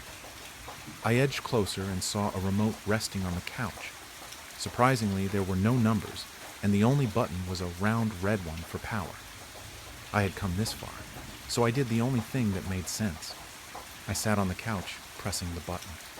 Bursting alive, the ocean of static flooded my mind, and it became clear that this was the machine I was after. It's hard to describe, but I felt as though I entered a state where time had no meaning. That's when I realized I wasn't alone. A seraph was there with me. I could sense them. It didn't speak words, yet I understood what was being communicated. Closer to a feeling, information appeared in my mind as though I manifested it, but I knew it was foreign. It was as though the seraph spent a few moments within my skin. At first I asked my pre-planned questions. I wanted to know where it came from and why it was visiting Earth. I quickly learned that languages developed by humans are a prime illustration of our insignificance in the universe. This is the best way I can put it. If you think about a house, with every room being a planet, we can move from one room to another, a crude metaphor for space travel. If we are sitting in the living room, the seraphs have always been here, in a place that occupies the same space but in reverse, mirrored dimensions, two areas next to each other, but because they are back to back, one doesn't notice the other. The seraph told me that the reason that so many of them have decided to visit us is that they are partaking in a great harvest. They have made their way through many universes, and now it was our turn. Human souls hold special meaning in their existence, and it is only through our death that they can be harvested. Through it all, I had no fear. The seraph comforted me and guided me along each stage of the conversation. It whispered wise truths and made me feel as though my normal life had been but a dream compared to true reality. With my mind barely comprehending the secrets I had learnt, the TV zapped off, leaving a brief imprint of static as it slowly turned pitch black. I had been told too much, perhaps more than I wanted, and so I ran to the door. By the time I had reached the floor's hatch, 2 department officials were already there to arrest me. Their voices appeared calm, yet their grip on the concussion devices remained firm. They had a clear intent to take me down with whatever force was necessary. What happened next, I don't remember. It seems as though a few minutes were wiped from my memory. I recall putting my hands behind my head in surrender. When I came to, my hands gripped the jagged edge of a broken lamp, with corpses slumped at my feet. 2 dead bodies lay before me, mangled into a portrait of ripped flesh. I had to escape. I would surely be locked up for something I don't remember doing. Diving into the maintenance hatch, I flew down the ladder as quickly as I could, racing out of the building while trying to hide the blood on my clothes. I believe some people saw the stains, but they could have just as easily been staring at a madman running through a government facility. I am writing this message on a library computer. I dare not go home, as I will surely be found there. On the run for 7 days now, I don't know what is going to happen, but the world deserves to know the truth. Great pain and mass deaths are coming. I know this because the Seraph has continued to talk to me, giving me instructions for the coming months. I refuse to die, and so I made a deal. I will help them. I will be a harvester in human form. In return, they will ensure that my soul remains eternal. My whole life I have been controlled by my father, by the department. But this pact was mine to make. For the first time in my life, I felt powerful. If you are reading this, I am so sorry for what is to come. Hold your loved ones tight and enjoy the time you have left. We will find you. You cannot hide forever. I sit here looking at the blue-painted walls with the same vintage movie posters I've had since I was 13. This room has been my comfort zone since I can remember. Living in the basement, I have always had a sense of independence, even at early ages. I could customize it to my design. I never let my parents' views bleed in here. I am a religious person, but I don't need a cross on every wall, proverbs on every mantle, and paintings of Christ everywhere in between. Down here I had freedom, but now it seems like this will be my tomb. I write this not only to get out the raving anxieties eating at my insides like a starved tiger, but to perhaps rationalize what is the completely irrational. My parents are the he-typical conservative Christian type, real Republican poster children. Growing up, my Sundays were completely haunted by 3-hour-long morning sermons from a pastor with eyes that wandered to a disturbingly downward. You would think my mom's eyes were on her chest if you even saw one conversation between the two. The rest of my early childhood ends up being a blur of Sunday studies and so many prayers that when I even see a plate of food being set on a table, not that I have for a long time, my hands reflexively go into a prayer without me even realizing it. Once I got a little older, around 16, I started to get sick of it.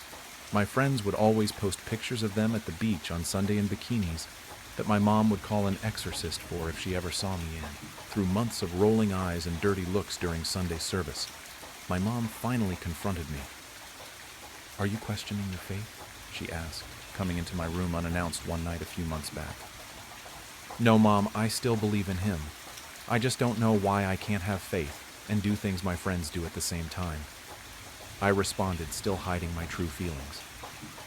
"Honey, on the day of judgment we all must come to terms with our transgressions and make repent of our earthly sins. It is a fallen world after all. Ever since the serpent tricked Eve in the garden, we have had to learn to coexist with our natural-born sin by," she began. I knew another sermon was coming. I needed an out.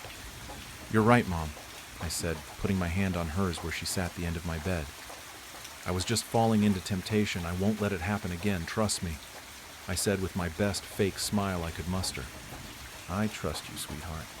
You know I was once young too, believe it or not," she said with a smile and a giggle before getting up to kiss me on the forehead and saying goodnight. For the next few weeks, I just tried to keep a low profile, do my best to put on a happy face around the creepy pastor, but I slowly felt my faith slipping away.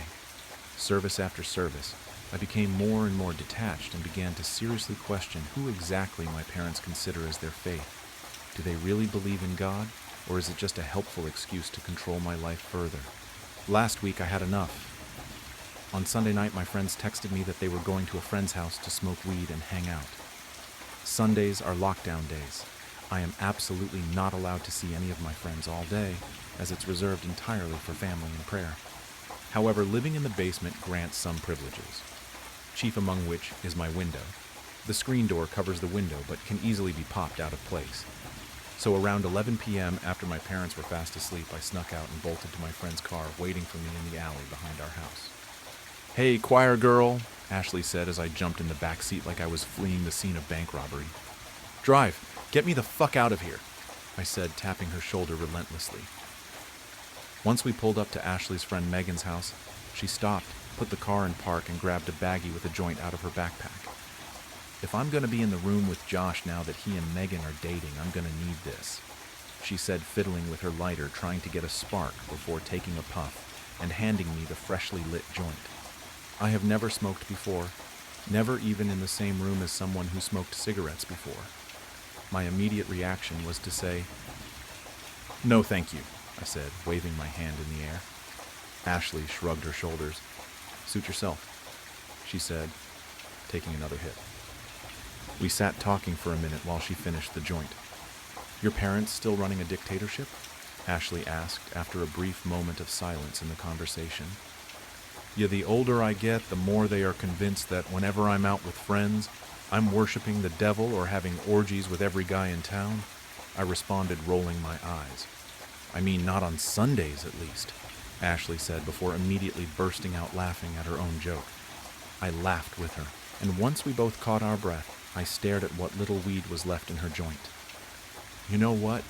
I'm dead if I get caught regardless," I said, holding my hand out to accept the joint.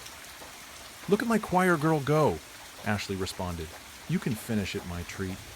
I took one puff and immediately thought I swallowed an ember. My throat burned like a building on fire, and I coughed until my eyes watered and I was gasping for air like a drowning man. Ashley laughed and said, "It's okay, you won't have virgin lungs forever." After coughing my way through the rest of the joint, we went inside. What little I remember mostly consisted of me being slumped on the couch like a weighted blanket was draped over me, even though all I had was my hoodie and leggings on. When Ashley dropped me off a block from my house, I got out and tried to smell every part of me to make sure the weed smell had stayed in the car. As I turned the corner and saw the living room light on in my house, I felt the ground fall from beneath me. My heart raced so fast I thought it would never stop. I spent the next 10 minutes walking back and forth trying to think of what to do, until I decided that if I try to sneak back in through the window, maybe they won't notice. Walking to my backyard, I caught a glimpse of my living room, and my father was standing up in his pajamas, walking back and forth, talking on the phone. My mother was sitting on the couch with tears running down her cheeks, crouched over in prayer. At that moment, I knew I was in trouble. My mom was in tears, and my dad was rubbing his neck out of stress, not looking far from tears either. After sneaking back into my window, I lay in my bed waiting to either fall asleep or be yelled at by my parents. I ended up falling asleep. Nothing too unusual happened during my sleep. I didn't hear any strange noise or loud banging, but when I woke up, the stairs and door that led to the living room were gone. What was once my staircase and the only way out other than my window was just flat ground, covered in the same hardwood my floor was. Jumping out of bed, I ran to what now was solid ground, trying to make any sense of the situation. How do my stairs just disappear? How did this happen overnight? And how didn't I get woken up by it?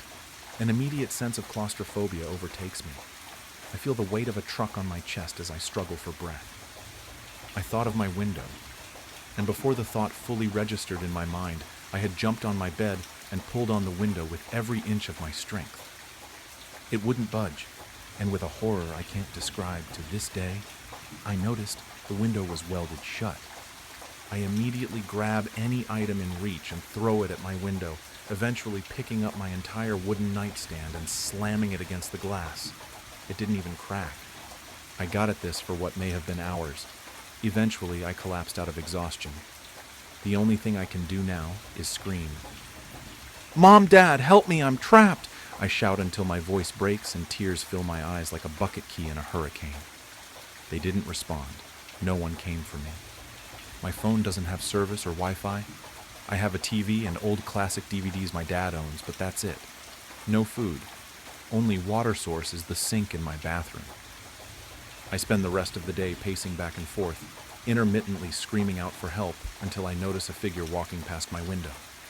I jump up to the window and start banging on the glass like a caged chimpanzee. It's my mom. She's sitting on our backyard furniture, just staring into blank space. It looks like she has been crying for hours.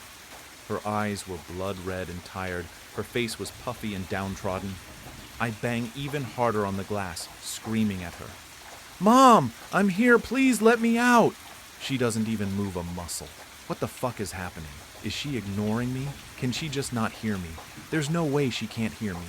I'm screaming as loud as I can, and the windows aren't that thick. Did they do this? Is that why she's crying? What kind of twisted parents would do this to their own daughter? I remember laying in bed with these questions racing through my mind over and over. Once night fell, I was still trapped. I laid in bed trying to sleep, hoping it was just a bad dream, or I would wake up and my stairs would be back and everything would be okay. They made their point. I won't ever sneak out or touch weed again. With unimaginable dread, the next morning I woke up and my stairs were still gone. I looked out my window again. Nothing. No one. Just the same patio furniture we have had since I was a toddler. I looked down and noticed all the clocks in my room and even on my phone had stopped. They all froze like a lake in the winter at 3:33 in the morning. The only way I could tell time now was through sundown and sunrise. I tried screaming again. I screamed and I screamed until my vocal cords were about to snap like old brake lines. I'll never forget the panic, like coming out of a car crash. I knew I absolutely had to do something, but I was fighting in a world I didn't even understand. The threat I faced didn't even have any direct attack. It stood ominously in front of me. I can't quite describe it, but just seeing that blank wall in the corner felt like a figure staring me down at the edge of my bed at every waking second. My panic quickly turned into a blind rage. Thoughts of the physical and emotional pain I would subject my parents for putting me here drove me as I picked up my battered nightstand and flung it at the space my door used to be. Over and over with each crash against the wall, the nightstand breaking into smaller and smaller pieces, but the wall stood, not even a chip in the paint. I push my dresser over to the torturous space of nothing and start slamming the now scattered wooden pieces directly into the wall with all the strength I could muster. Nothing. I slumped down and caught my breath. There I sat, alone, trapped in the place I once found comfort in, but now see as a twisted prison cell playing tricks on my psyche. For the rest of the day, I just laid in bed and watched some of the old DVDs I had on my shelf. The next day, I spent what I think was hours just looking out my window. It was fall now. When I became trapped, it was the middle of summer. How did it fast forward 2 months in a single night? My only perception of time was the daylight of my window. Had I really been in here that long? It seems every time I blink my eyes, I lose days. But is it really a loss? What kind of life am I living if I'm just a rat in a lab being experimented on by some demented god? From my perspective at the time of writing this, I have been down here for 25,430 sunsets, not counting the first few nights I wasn't keeping track.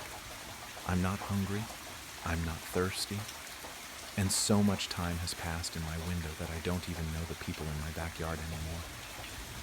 My parents died years ago, but yesterday for me. I can't ask for help. I know better now. I have shouted, cried, broken every piece of art and furniture in my room, and the only change has been a chip in the paint size of my fingernail. This isn't over me smoking weed. I don't even know if this is my parents doing. How could it have been? Ever since the night my stairs vanished, I haven't heard a single creak from upstairs. People walk past every day. What would they say if they learned the suburban home they just walked past has had a girl in the basement for over 60 years? For the first few nights, I remember praying, but I now realize I was praying to my tormentor. If there is a God, he's forgotten me. The basement was cold and damp, the air thick and stale. He stood there towering, his head nearly brushing the ceiling. His features were long and slender, limbs stretched unnaturally. His arms hung low, fingers almost grazing his knees. His legs, thin and bone-like, made him stand at an impossible 12 feet tall. His mouth stretched wide, too wide. An unnatural stretched mouth that revealed nothing but a black void inside. His eyes, deep and hollow, were pits of endless darkness, a void that seemed to pull everything in. I don't remember how it got there or how it even got inside. All I know is I locked it deep in my basement where it couldn't come out. Well, that was until I found the basement door wide open. "Hello," I said, staring into the dark basement that yawned open before me. My voice felt small, swallowed by the shadows below. Fear crawled up my throat, thick and sour like I might throw it up. I slammed the door shut, my hands shaking. Then I heard it, soft, rattling noises from the kitchen. Gentle, deliberate, like something was moving in there. Something was in the house with me. I moved deliberately, each step slow and careful, my breath caught in my throat. I watched my surroundings, making no noise as I crept toward the kitchen. And then I saw it. The creature from my basement stood at the sink, its towering frame hunched awkwardly beneath the ceiling. It stared out the window, motionless, its long, slender limbs hanging at its sides. It didn't move. It didn't make a sound. It just stood there, like it belonged. My heart slammed against my ribs as I bolted for the front door, feet barely touching the ground. I didn't dare look back. I didn't need to. The roar came first, splitting the air like a thunderclap. It wasn't human. It wasn't animal. It was deep, raw and wrong, vibrating through my bones, rattling my teeth. My legs nearly gave out from the sound alone, but fear shoved me forward. I hit the door hard, bursting into the cold night air. My car was just ahead, parked in the driveway. My keys. I needed my keys. My hand dove into my pocket, fingers trembling as I fumbled them out. Behind me, the door exploded open with a splintering crack. Heavy, unnatural footsteps pounded against the ground, fast, too fast. I didn't have to see it to know it was coming. I could feel it closing the distance. I reached the car, yanked the door open, and threw myself inside. My hands shook so badly the keys slipped from my fingers and hit the floor mat. No, no, no. I grabbed them again, forcing the key into the ignition. The engine sputtered, coughed, the sound of death. The creature lunged from the doorway, its long, bony limbs propelling it forward in a blur of twisted movement. It was nearly to the car. The engine roared to life. I slammed the gear into reverse, tires squealing as I stomped the gas. The car jolted backward, throwing me against the seat as the creature lunged, just barely missing the hood. Its empty black eyes locked onto mine for a split second, burning into me before I peeled out of the driveway. I didn't stop. My foot stayed pressed to the floor, the car flying down the long, dark street. The night swallowed everything around me, but I didn't care where I was going, as long as it wasn't back there. Days passed. I barely slept, holed up in a cheap hotel on the edge of town. The room smelled like old cigarettes and stale air, but it didn't matter. It had 4 walls and a locked door. Every night I checked the window, just to be sure. That night was no different. I pulled back the curtain, heart already racing before I even looked. The parking lot below was empty, streetlights flickering weakly against the dark. For a second, I let myself believe I was safe. Then I saw it. Beyond the lot, past the stretch of cracked asphalt and the rusted chain-link fence, the woods began, thick, black trees rising like jagged teeth. And there, just at the edge where the trees met the night, it stood. The tall, twisted figure. It didn't move. It didn't blink. It only stared, watching me from the shadows. It found me. In an instant, I yanked the curtains shut, heart slamming against my ribs. My breath came in quick, shaky bursts. I sprinted to the door, peering through the peephole. Nothing. The hallway outside was empty, still and quiet. I didn't know how fast it was. I didn't know how smart it was. But it found me.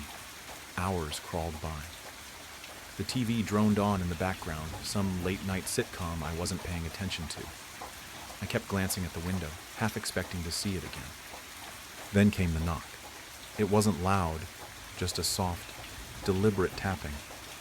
My head snapped toward the door, dread sinking like a cold weight in my chest. Who the hell could that be? I slid off the bed, feet hitting the floor. Before I reached the door, I heard it. A voice. Hello. I need help. Help me. Help me. I need help. Help me. It didn't sound right. It was flat, robotic, like a bad recording played over and over. No emotion, no urgency. I froze, my throat tightened. If you don't leave right now, I'm calling the police, I shouted, voice trembling. The voice didn't stop. Help me. I need help. Open the door. Open the door. Open the door. It wasn't even yelling, just that same lifeless, droning tone. That was the worst part. The calmness, like it wasn't asking, like it was telling. My hands fumbled for my phone. I dialed 911, fingers shaking so hard I almost hit the wrong numbers. The voice stopped. My stomach twisted. It was like it knew. The operator answered. I explained everything. The voice, the knocking, the thing in the woods. My words tumbled out fast, frantic.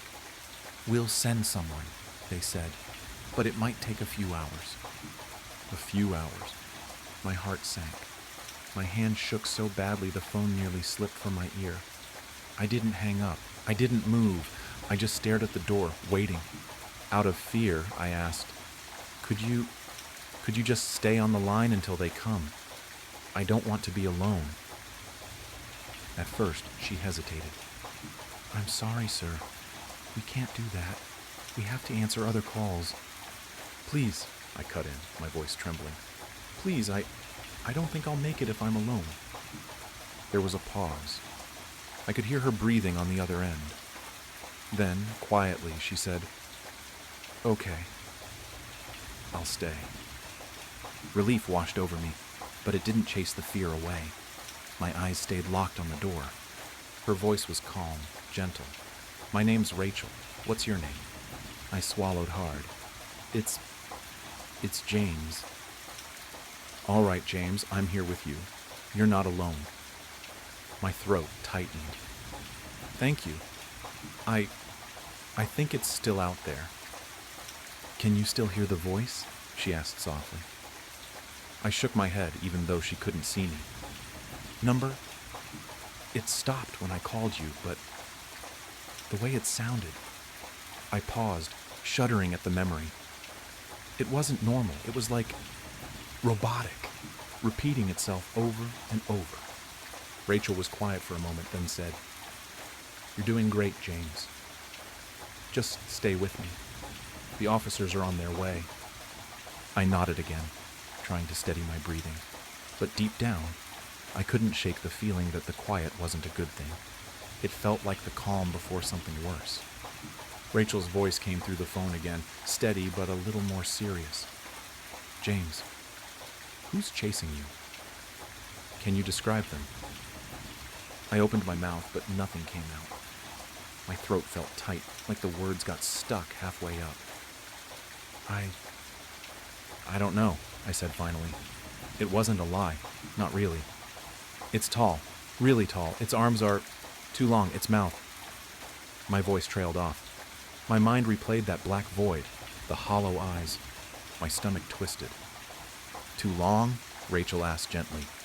James, are you saying it's someone wearing a mask or... No, I cut in, my voice cracking. It's not a mask. It's not human. The line went quiet for a moment. I heard her breathe in. James, she said slowly, carefully. Are you sure? Could it be someone in a costume, maybe? Sometimes when we're scared, our minds... I know what I saw, I snapped, louder than I meant to. My voice echoed off the hotel walls, and I flinched at how desperate I sounded. Rachel didn't react. She stayed calm. Okay, I believe you. You're doing great, James. Just stay with me, all right? The officers are still on their way. My chest felt tight, like I couldn't get a full breath. My eyes stayed locked on the door. I couldn't tell her the truth, not all of it. If I said a monster crawled out of my basement and followed me to a hotel, they'd think I lost my mind. Maybe I had. But the thing outside, the voice, it wasn't in my head. It was real, and it wasn't gone. An hour passed in what felt like seconds. The room was still.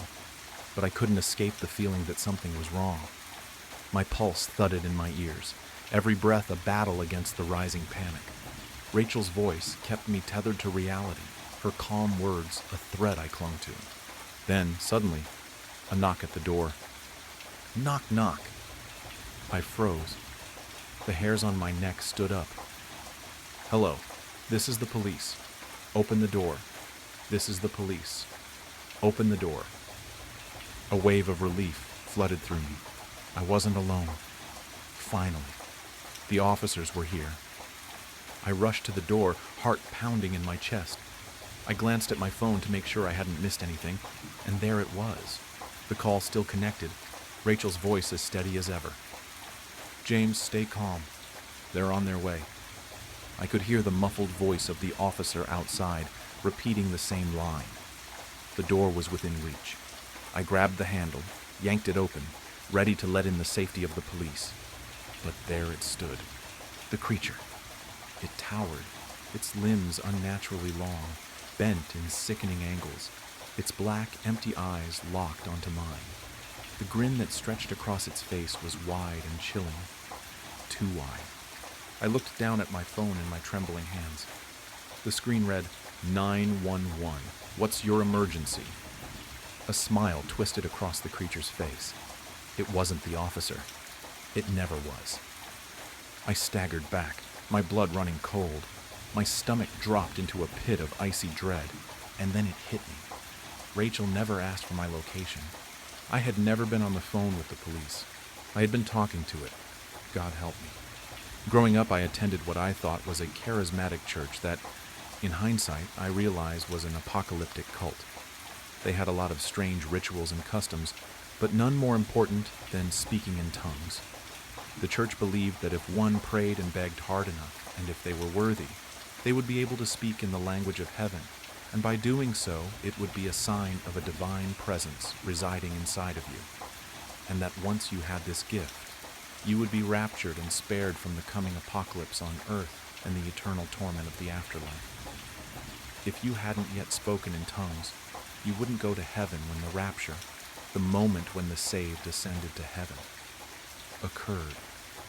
You'd be left on earth to experience the apocalypse, and when you died, you'd burn in hell for eternity. That's a lot for a kid to process. The way to get this gift of the Spirit was to go up to the front of the church during the altar call, which happened toward the end of every service, right after the collection plate was passed.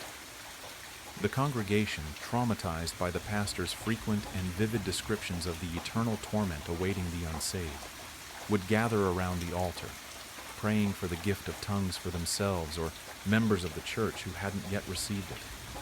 Those who didn't have it were instructed to pray, praise God, and beg for the gift. We do this regularly, desperately, and the altar calls could last for hours. Imagine it. Children and adults all crowded around the red-carpeted steps of the altar, screaming, spraying saliva, sobbing, praying, sweating, and placing their hands on each other, all pleading for this gift, genuinely expecting the rapture to happen at any moment. Honestly, I spent most of my childhood and early teens trying to receive this elusive gift. I spent countless hours at the altar, begging and pleading with God to grant me the one thing that would save me from hell. Night after night, surrounded by screaming adults, I begged God until my voice was raw. To add insult to injury, it seemed like at every altar call, someone around me received the gift. To my left or to my right, someone would begin babbling incoherently, collapse to the ground, and then be helped up to their feet by a celebrating congregation. But despite all my efforts and sincerity, each night it was denied to me. Eventually, the crowd around the altar would disperse. Late at night, often around midnight, the service would finally end, and we'd go home. I'd spend the drive back staring out the car window at the night sky, my clothes damp with sweat, and my throat sore from pleading with a God who refused to answer. Growing up, the fear of hell, the apocalypse, and eternal damnation was a real force in my life. I can remember times when my mom came home late from work, and I was convinced she'd been raptured, leaving me behind. I'd hide in my closet, clutching some sort of improvised weapon, a broom, a steak knife, etc., certain that the damned would soon kick in the front door. For what purpose? Maybe to eat me or sacrifice me to Satan. I wasn't sure what the damned did, but I knew it couldn't be good. All this made for an interesting, high anxiety, and, at times, sleep-deprived childhood. When I was around 16, the pastor started preaching that the rapture was particularly imminent. We began having service every night about the coming apocalypse, and the importance of speaking in tongues for the unsaved. The pastor warned that hell would be infinitely worse for people like me who knew the truth, but hadn't accepted the gift. This was especially frustrating for me. I was trying so hard. After the collection plate was passed, we had the inevitable altar call, and at each of them I tried harder and harder to speak in tongues. But it still wasn't happening. I started to think maybe I was immune or something. Finally, after an especially long altar call, the pastor took me aside and told me, in a voice filled with compassion, concern, and perhaps a hint of exasperation, that if I just repeated the word hallelujah over and over again, God could use it as a foothold to enter my heart and grant me the gift. At the next altar call, I gave it a try. I knelt at the altar, shouting hallelujah over and over again. I was helped by an older man in the church who often mentored and prayed with the young boys, either one-on-one at his house, which he preferred, or at the altar. He considered this his calling. This oddly, overly affectionate man, a self-proclaimed prayer warrior, whispered words of encouragement in my ear as he knelt behind me, rubbing his hands tenderly across my sweating back and shoulders. Hallelujah! I shouted, again and again. My arms waved, my body swayed, and my knees ached. My throat was raw and my voice was fading. The words began to run together, syllables dropping and merging. This only excited the people around me, especially the man behind me. Hallelujah! Hallelujah! I kept shouting faster and faster. Exhausted, the words blurred into nonsense. Around me, the church members screamed and prayed with ecstatic fervor. The pastor, now kneeling in front of me, tangled her fingers in my hair with one hand, grabbed my chin with the other, and brought her fleshy face close to mine, pressing her puckered lips against my ear. "No, say it like this," she whispered, her breath hot, moist, and intrusive. And then she began repeating the word hallelujah, improvising like a jazz musician, creating her own excited babble of syllables to accompany mine.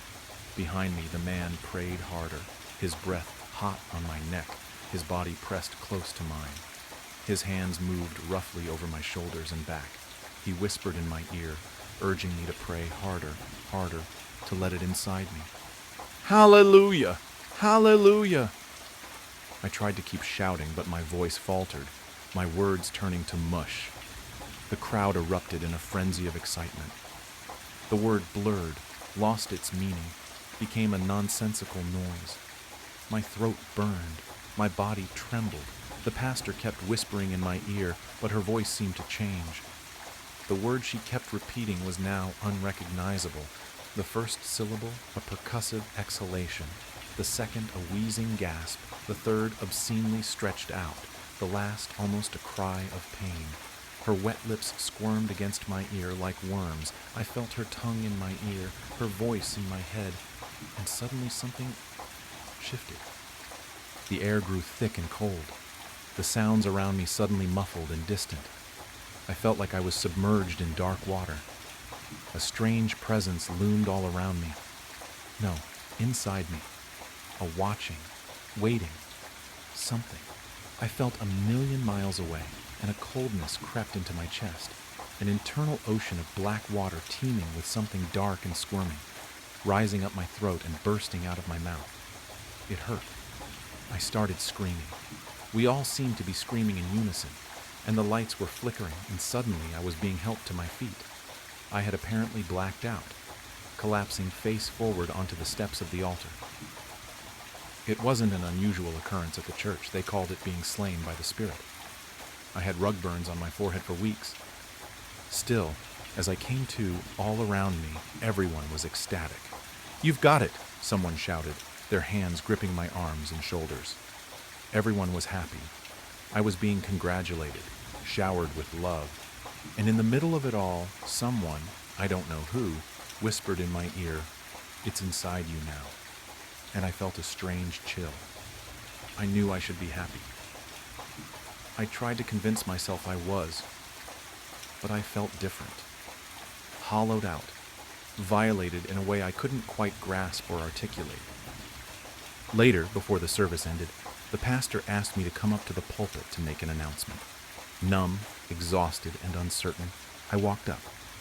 As I neared the pulpit, I glanced at the pastor. Our eyes met, and I still remember her expression. Though she smiled, her face seemed smug and sly, as though the two of us were co-conspirators. She nodded toward the pulpit, silently encouraging me to play along. I stepped up and looked out at the congregation, the only friends and community I had ever known. Their upturned faces were expectant, like children waiting for a story. I made my choice. "I spoke in tongues," I said into the microphone. My voice was raw and my throat was sore, but the declaration boomed around the church with a confidence I didn't feel. The congregation erupted in applause and shouts of "Amen" and "Praise the Lord." Their words blended into an indecipherable babble that sounded like tongues. Hallelujah. But I wasn't exactly sure what it was that I'd done. I wasn't sure what I'd let in. That night I couldn't sleep. My room felt suffocating, the air thick with something unseen, some new and terrible thing inside of me and around me. I lay awake, replaying the altar scene in my mind. The man's hands, the pastor's smile, the cold presence that had seemingly entered me, the feeling of something inside of me boiling over, the pain, and the beginning of a scream. And then I heard it, a whisper, faint and guttural from my own mouth. But it wasn't me speaking. It wasn't my voice. It wasn't English or the word hallelujah. It was something older, darker, like the sound of something massive choking up something vile, but I could understand it. "Not now," it said, from my own mouth. "Not now, but soon." I froze, my body paralyzed as the words seemed to echo in the room and my mind. And then, just as suddenly, the voice, the feeling, was gone. I refused to go back to the church after that.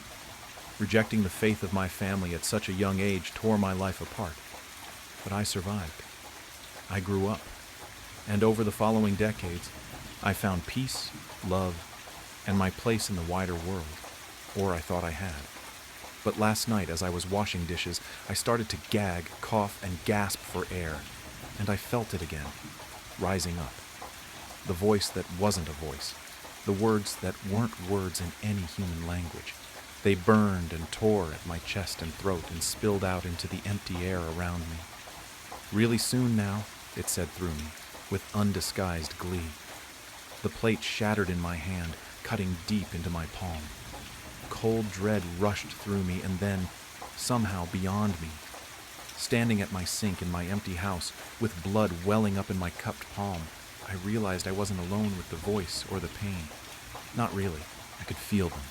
The connection snapped into place, somehow simultaneously stabbing and tearing at me, a pain sharp, dull, and overwhelming, like a clawed finger pushing into the center of my mind, slicing, stretching, and flipping a switch.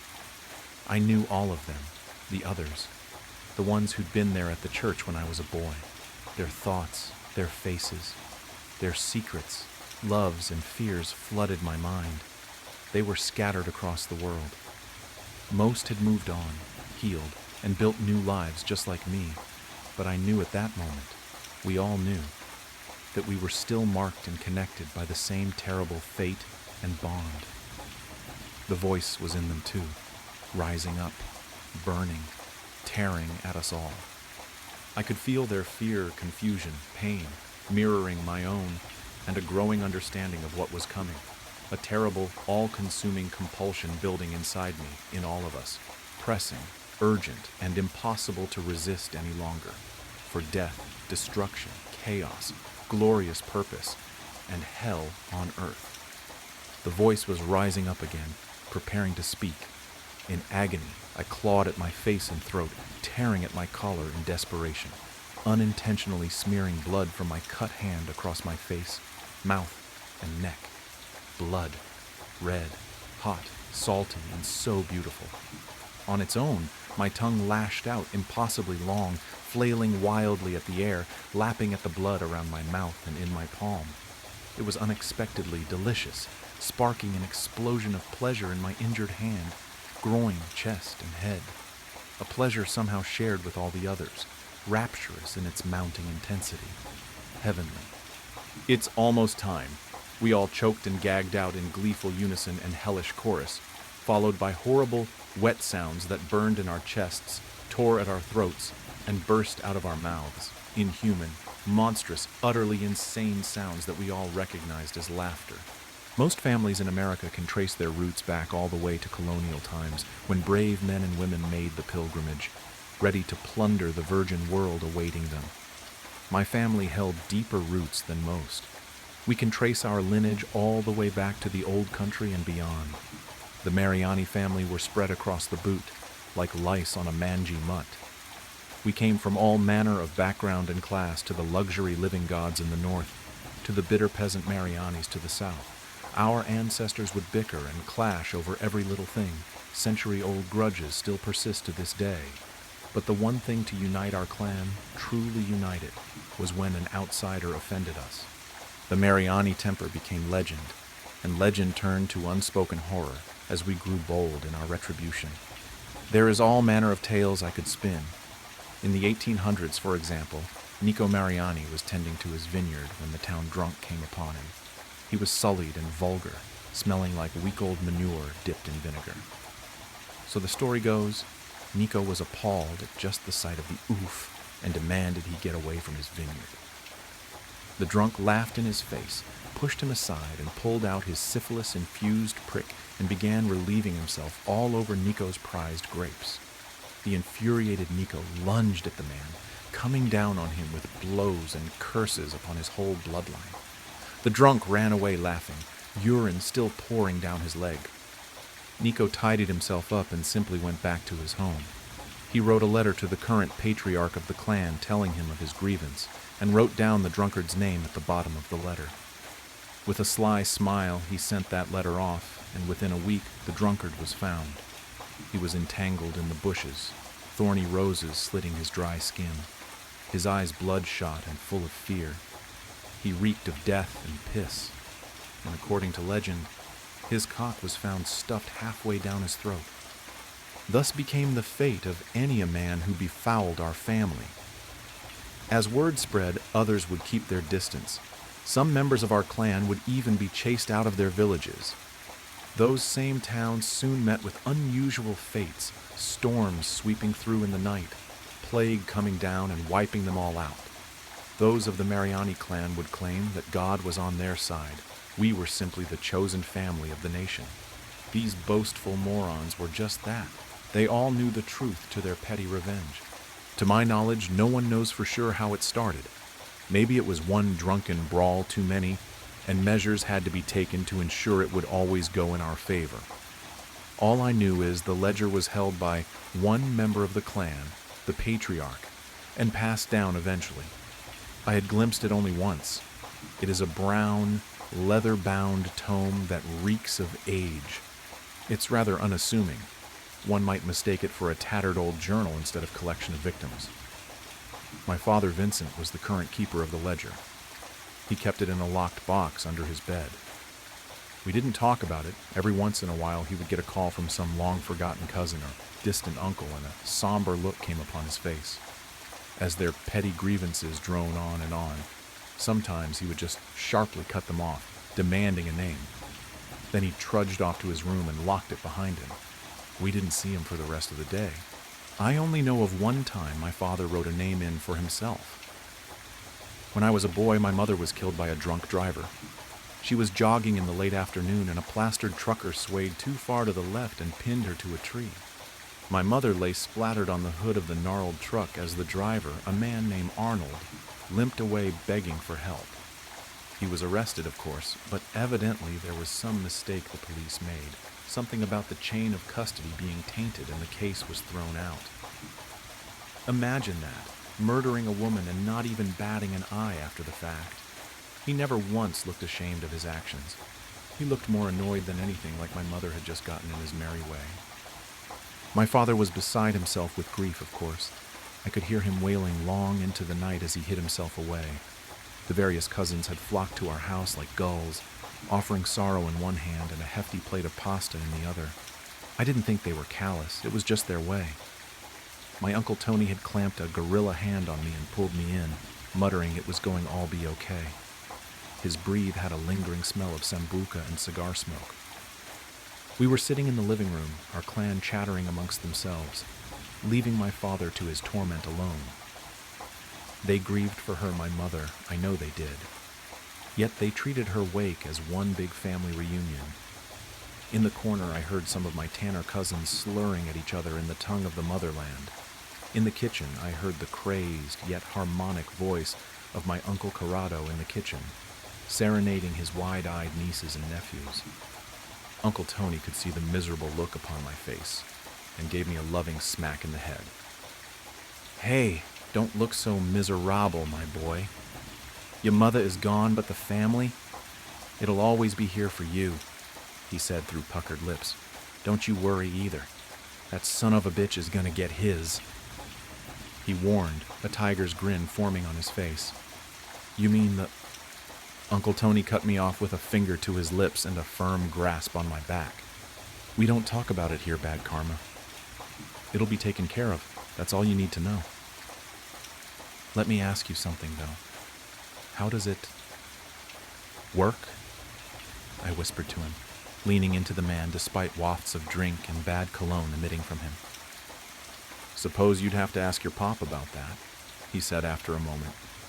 He took a sip from his drink, a long one. "Have my theories, of course. We all do," he admitted quietly. I perked up at this. To be honest, I always just assumed someone within the family took care of things, I admitted uneasily. This got a hearty laugh out of Tony. "Christ, kid, you think we're a—" He tapped his nose. "No, come on, we're a lot of things, but we're an honest bunch. We ain't connected like that," he stated plainly. "The thing with the book, I don't know how it works other than magic, kid. Gotta be. Keeper of the ledger has gotta be a warlock or something like that, using the old Italian black magic on people." Tony slurred. A crazy explanation, and one I would hear at least twice more that night. After I left Tony's charming embrace, I went around and casually asked about the ledger to others. Some laughed it off, others hushed up real quick. Few cousins even thought we were connected after all, said the ledger was a hit list for those who owed certain people too much money. Others said the ledger was a myth, a family fable to make us feel better during hard times. That didn't account for the deadly results of the myth, of course, but they dismissed it as bad luck. In face, that's what some others said as well, that we were blessed and others purely unlucky. I heard it all. Blood magic, a pact with a demon. Ask any member of my family and you would get tangled in a web of conspiracy. The only common answer was, "Your father would know better." That night I decided I would ask him about that solemn task. The rest of the evening was spent with the comfort of relatives and array of pasta and meat. The fridge looked like it had been fully staffed by an olive garden, and the aroma of herbs and garlic clung to the air in desperation. Soon enough I was alone in the house, save my father who was still holed up in his room.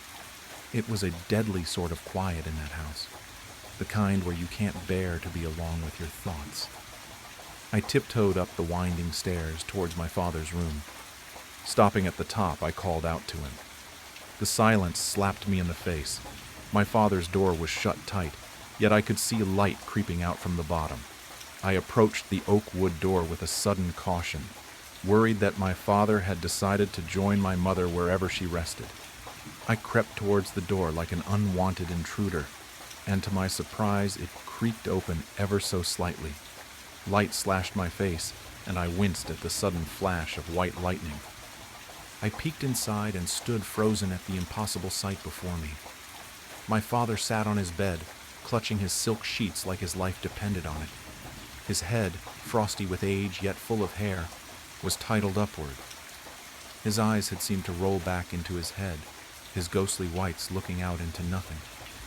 My father was engulfed, no embraced by a massive pair of feathered wings. The feathers shined bright in the dark, like diamonds shooting out the most blinding light imaginable. The angelic wings were attached to a massive yet slender figure kneeling down behind him. It had to be 9 feet tall as is. I couldn't imagine how large it was standing up. It had flowing golden hair, each strand as bright as a 24-carat star. It dangled its arms over my father's shoulders, like it was straddling an old friend. The arms had these circular growths on them, oval-shaped yet glassy. It was only when I saw the being's face did I realize what those growths were. The being had soft eyes, 8 pairs of them on the face. I could make out no nose or mouth. The being simply had eyes all over. They were white with golden iris placed perfectly in the center, like it had been sculpted by a master craftsman. The longer I looked at this being, the less frightened I became. My fear slowly melted away and was replaced by a soothing voice in my head. It simply told me, "Be not afraid." It was an androgynous voice, yet I swore I could hear the silky tones of my mother's voice in it. I clasped my mouth as tears started to form, yet I knew not why. The eyes on the celestial's arms began to awake, and I felt their curious views on me. The being tilted its head towards me, studying me. That uneasy feeling began to return, like I had seen something I shouldn't have. "Go now, child," the voice commanded softly. "It is not your time yet." The voice was sympathetic, yet oddly harsh. My father stirred slightly, and the being turned its attention back to him, soothing his strained mind. I backed away from the door, my eyes aching from the glow. I rubbed them and stumbled into my own room, ignorant of the thing I had witnessed. I collapsed onto my bed, and the slumbering world stole me into itself. I awoke late into the next day to the sound of my father whistling a merry tune. He knocked on my door and came in, a plate of eggs in hand and his phone in the other. He sat down next to me, offering me both without a word. On the screen was a breaking news story. Arnold Weaver, the man who had murdered my mother and walked free, had been killed. The man had been out celebrating his legal victory at a bar of all places. Early morning he had stumbled out when a neon sign above him collapsed from its scaffolding directly onto the man's head. It had killed him instantly. There were no pictures of the body, simply a cordoned off-street corner and a photo of a cop carrying away the bloody sign. It was a thick neon picture of a beer bottle, the bottom heavy with blood. My father looked pleased in spite of himself. I noticed some wrinkles around his eyes, like he had aged 5 years in one night. I asked him if he was tired, brushing past the news. He smiled sadly and said he was. "Using the ledger for yourself takes more out of you than it normally does, but it was worth it," he explained. "Dad, I looked into your room last night and I began eagerly, but taking one look into my father's eyes was all I needed to clamp shut. Don't worry about that just yet, Leo. I heard you were asking everyone at the wake last night." He spoke softly. "I'll tell you all you need to know for now. The ledger was a gift to our family generations ago. It was meant to protect us and avenge us when it failed. Of course, you've heard some of the things your cousins have asked for. That man at Cousin Sarah's job who got the promotion over her, for example." He scoffed, then winced at the memory. "The keeper cannot refuse a request, you see, no matter how abusive the use of its power can be. It takes a part of you every time, Leo. My father died young, as his before, and I'm sure I will as well. There we shall be judged, and I just hope they will look upon us with mercy." He grasped my hands. "Do you understand what I'm telling you here?" I nodded my head, and to be honest, even now I don't fully grasp it. He accepted my lie, and we went about our days like nothing had happened. This was 6 years ago now, and today is the day I buried my father. It was an aneurysm, or so I'm told. It came for him while he was sleeping. Probably didn't even feel it. We should all be so lucky. my Uncle Tony had said as he gorged himself on wine and pasta. A man pulled me aside during the funeral and explained my father had left me a locked box and a small sum of money as part of his will. He had the box in hand, and I didn't even have to open it. I tucked it away in my coat jacket and thanked the man, who disappeared into the crowd. I felt ill after that and started to leave. An arm caught me as I was out the door. I turned to see my Aunt Rita, her chalky face hidden by a vial of sorrow. She followed me to my car, saying how sorry she was Vincent had passed and how it was the cherry on top of her week. There was new neighbor at her condo, you see. She was young and taken to partying late into the night. Sometimes it would be 10, even 11 p.m. before the music finally died down. She said she wished Sarah Larson had never moved next door to her. She gave me a cold look as she said that, and a peck on the cheek as she said her goodbyes. I just stood next to my car, a sinking fear in my chest I hadn't felt in 6 years. So now I sit in my room, ledger in hand. I stare at the thousands of names etched into this tome. The paper has become cracked and wrinkly. It reeks of mothballs and dust. I have just finished adding the newest name, and now I wait, I suppose. I await the coming of the being, this guardian that has watched our family squander its power over petty grievances. My father was right in the end. I can only hope we aren't judged too harshly.